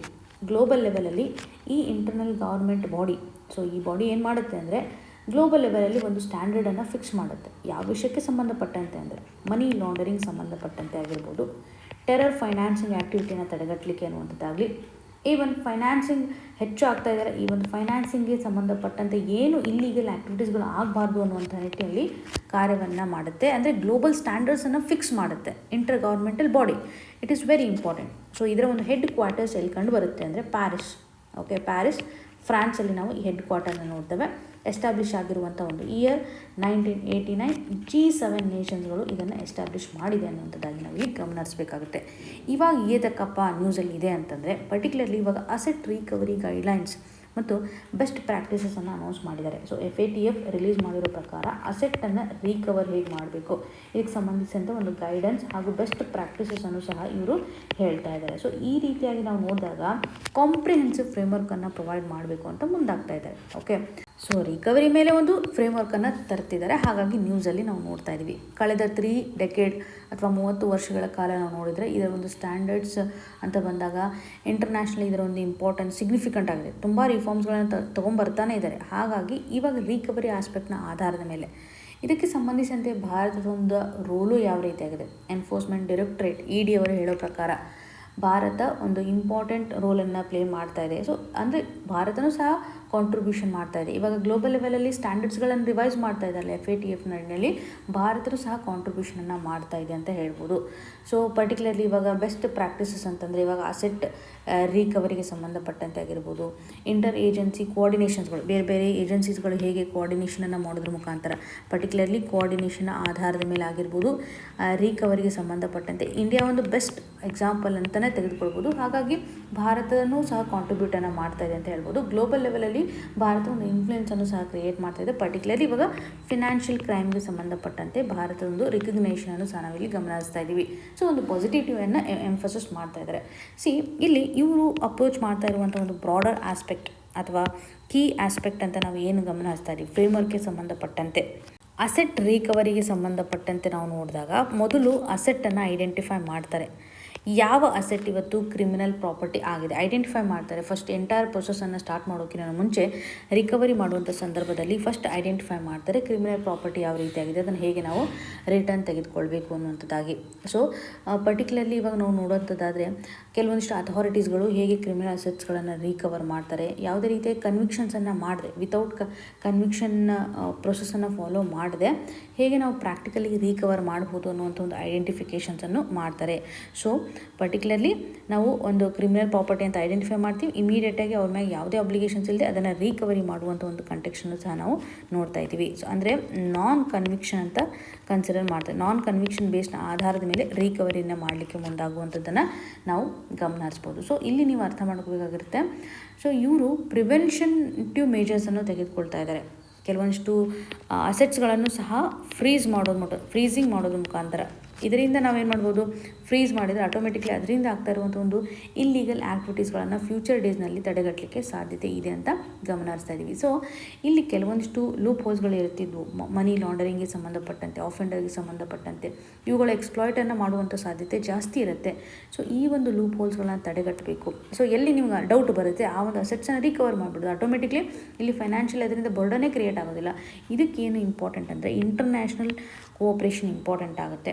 ಸೊ ಮ್ಯೂಚುವಲಿ ಒಂದು ಅಗ್ರಿಮೆಂಟಿಗೆ ಬರಬೇಕು. ಮ್ಯೂಚುವಲ್ ಲೀಗಲ್ ಅಸಿಸ್ಟೆನ್ಸ್ಗೆ ಸಂಬಂಧಪಟ್ಟಂತೆಯೂ ಸಹ FATF ಮೆಂಬರ್ಸ್ಗಳು ಏನಿದಾರಲ್ಲ ಅವರೆಲ್ಲ ಅಗ್ರಿ ಆಗಬೇಕು. ಈ ಒಂದು ಸಂದರ್ಭದಲ್ಲಿ ನಾವು ಎಫಿಷಿಯನ್ಸಿಯನ್ನು ಇನ್ಕ್ರೀಸ್ ಮಾಡ್ಬೋದು, ಕ್ರೆಡಿಬಿಲಿಟಿನ ತರಬಹುದು, ಈಸಿಯಾಗಿ ರಿಕವರಿ ಪ್ರೊಸೆಸನ್ನು ಮಾಡಲಿಕ್ಕೆ ಸಾಧ್ಯತೆ ಇದೆ. ಸೊ ಇಂಡಿಯಾ ಇವಾಗ ಆ್ಯಕ್ಟಿವ್ ಲೀಡರ್ಶಿಪ್ಪನ್ನು ತೋರಿಸ್ತಾ ಇದೆ ಗ್ಲೋಬಲ್ ಲೆವೆಲಲ್ಲಿ ಫೈನಾನ್ಷಿಯಲ್ ಗವರ್ನೆನ್ಸ್ ನಾರ್ಮ್ಗೆ ಸಂಬಂಧಪಟ್ಟಂತೆ ಅಂತ ಒಂದು ಸ್ಟೇಟ್ಮೆಂಟ್ಸನ್ನು ಕೊಡ್ತಾ ಇದ್ದಾರೆ. ಸೊ ನಮಗೆ FATF ಅಂದರೆ ಇಂಪಾರ್ಟೆಂಟ್. ಇದು ಯಾಕೆ ಪರ್ಟಿಕ್ಯುಲರ್ಲಿ ಗ್ಲೋಬಲ್ ಲೆವೆಲಲ್ಲಿ ಟೆರರ್ ಫೈನಾನ್ಸಿಂಗ್ ಆಗಿರ್ಬೋದು, ಮನಿ ಲಾಂಡ್ರಿಂಗ್ ಆ್ಯಕ್ಟಿವಿಟೀಸ್ಗಳಾಗಿರ್ಬೋದು, ಫೈನಾನ್ಷಿಯಲ್ ಸ್ಟೆಬಿಲಿಟಿಯನ್ನು ಎನ್ಶೋರ್ ಮಾಡಲಿಕ್ಕೆ ಒಂದು ಸ್ಟ್ಯಾಂಡರ್ಡನ್ನು ಫಾಲೋ ಮಾಡ್ತಾರೆ ಅನ್ನುವಂಥ ಕ್ಲಾರಿಟಿ ನಮಗೆ ಇಂಪಾರ್ಟೆಂಟ್. ಪ್ರೀಮ್ಸ್ ಪರ್ಸ್ಪೆಕ್ಟಿವಲ್ಲಿ ಬಹುಮುಖ್ಯವಾಗಿ ಬೇಕಾಗಿರುವಂಥ ಒಂದು ಇಶ್ಯೂ ಅಂತಲೇ ನಾವಿಲ್ಲಿ ಕನ್ಸಿಡರ್ ಮಾಡ್ಬೋದು. ಸೊ ಇವತ್ತಿನ question of the day section ಅಡಿಯಲ್ಲಿ ಫೈನಾನ್ಷಿಯಲ್ ಆ್ಯಕ್ಷನ್ ಟಾಸ್ಕ್ ಫೋರ್ಸ್ಗೆ ಸಂಬಂಧಪಟ್ಟಂತೆ ಸ್ಟೇಟ್ಮೆಂಟ್ಸನ್ನು ಮೆನ್ಷನ್ ಮಾಡಿದ್ದಾರೆ. ಸೊ ನೀವು ಇಲ್ಲಿ ನೋಡ್ಬೋದು, it is an organ of United Nations that develops policies to combat money laundering and terrorist financing ಅಂತ ನಾವು ನೋಡ್ತಾ ಇದ್ದೀವಿ. ಫಸ್ಟ್ ಸ್ಟೇಟ್ಮೆಂಟ್ ಅಡಿಯಲ್ಲಿ 2 ರೀತಿಯಂಥ ಕಾನ್ಸೆಪ್ಟನ್ನು ಇಲ್ಲಿ ಎಂಫಸಿಸ್ ಮಾಡ್ತಾ ಇದ್ದಾರೆ. UN ಒಂದು ಆರ್ಗನ್ ಆಗಿದೆ ಅಂತ ಹೇಳ್ತಾ ಇದ್ದಾರೆ, ಅದರೊಂದಿಗೆ ಇದರ ಫಂಕ್ಷನ್ ಸಹ ಹೇಳ್ತಾ ಇದ್ದಾರೆ. India is a member of FATF ಅನ್ನುವಂಥದ್ದಾಗಿ ನಾವು ಗಮನಿಸ್ಬೋದು. FATF has system of grey list and black list ಅನ್ನುವಂಥದ್ದನ್ನು ಸಹ ಇಲ್ಲಿ ಕೊಡ್ತಾ ಇದ್ದಾರೆ. ಈ 3 ಸ್ಟೇಟ್ಮೆಂಟ್ಸ್ಗಳಲ್ಲಿ ಸರಿಯಾದಂತಹ ಸ್ಟೇಟ್ಮೆಂಟ್ಸ್ಗಳು ಯಾವ ರೀತಿಯಾಗಿದೆ ಅಂತ ಸೆಲೆಕ್ಟ್ ಮಾಡೋದ್ರ ಮುಖಾಂತರ ಕಮೆಂಟ್ ಸೆಕ್ಷನಲ್ಲಿ ಮೆನ್ಷನ್ ಮಾಡಿ ಅಂತ ಹೇಳ್ತಾ ಆಲ್ ದ ವೆರಿ ಬೆಸ್ಟ್. ಧನ್ಯವಾದಗಳು.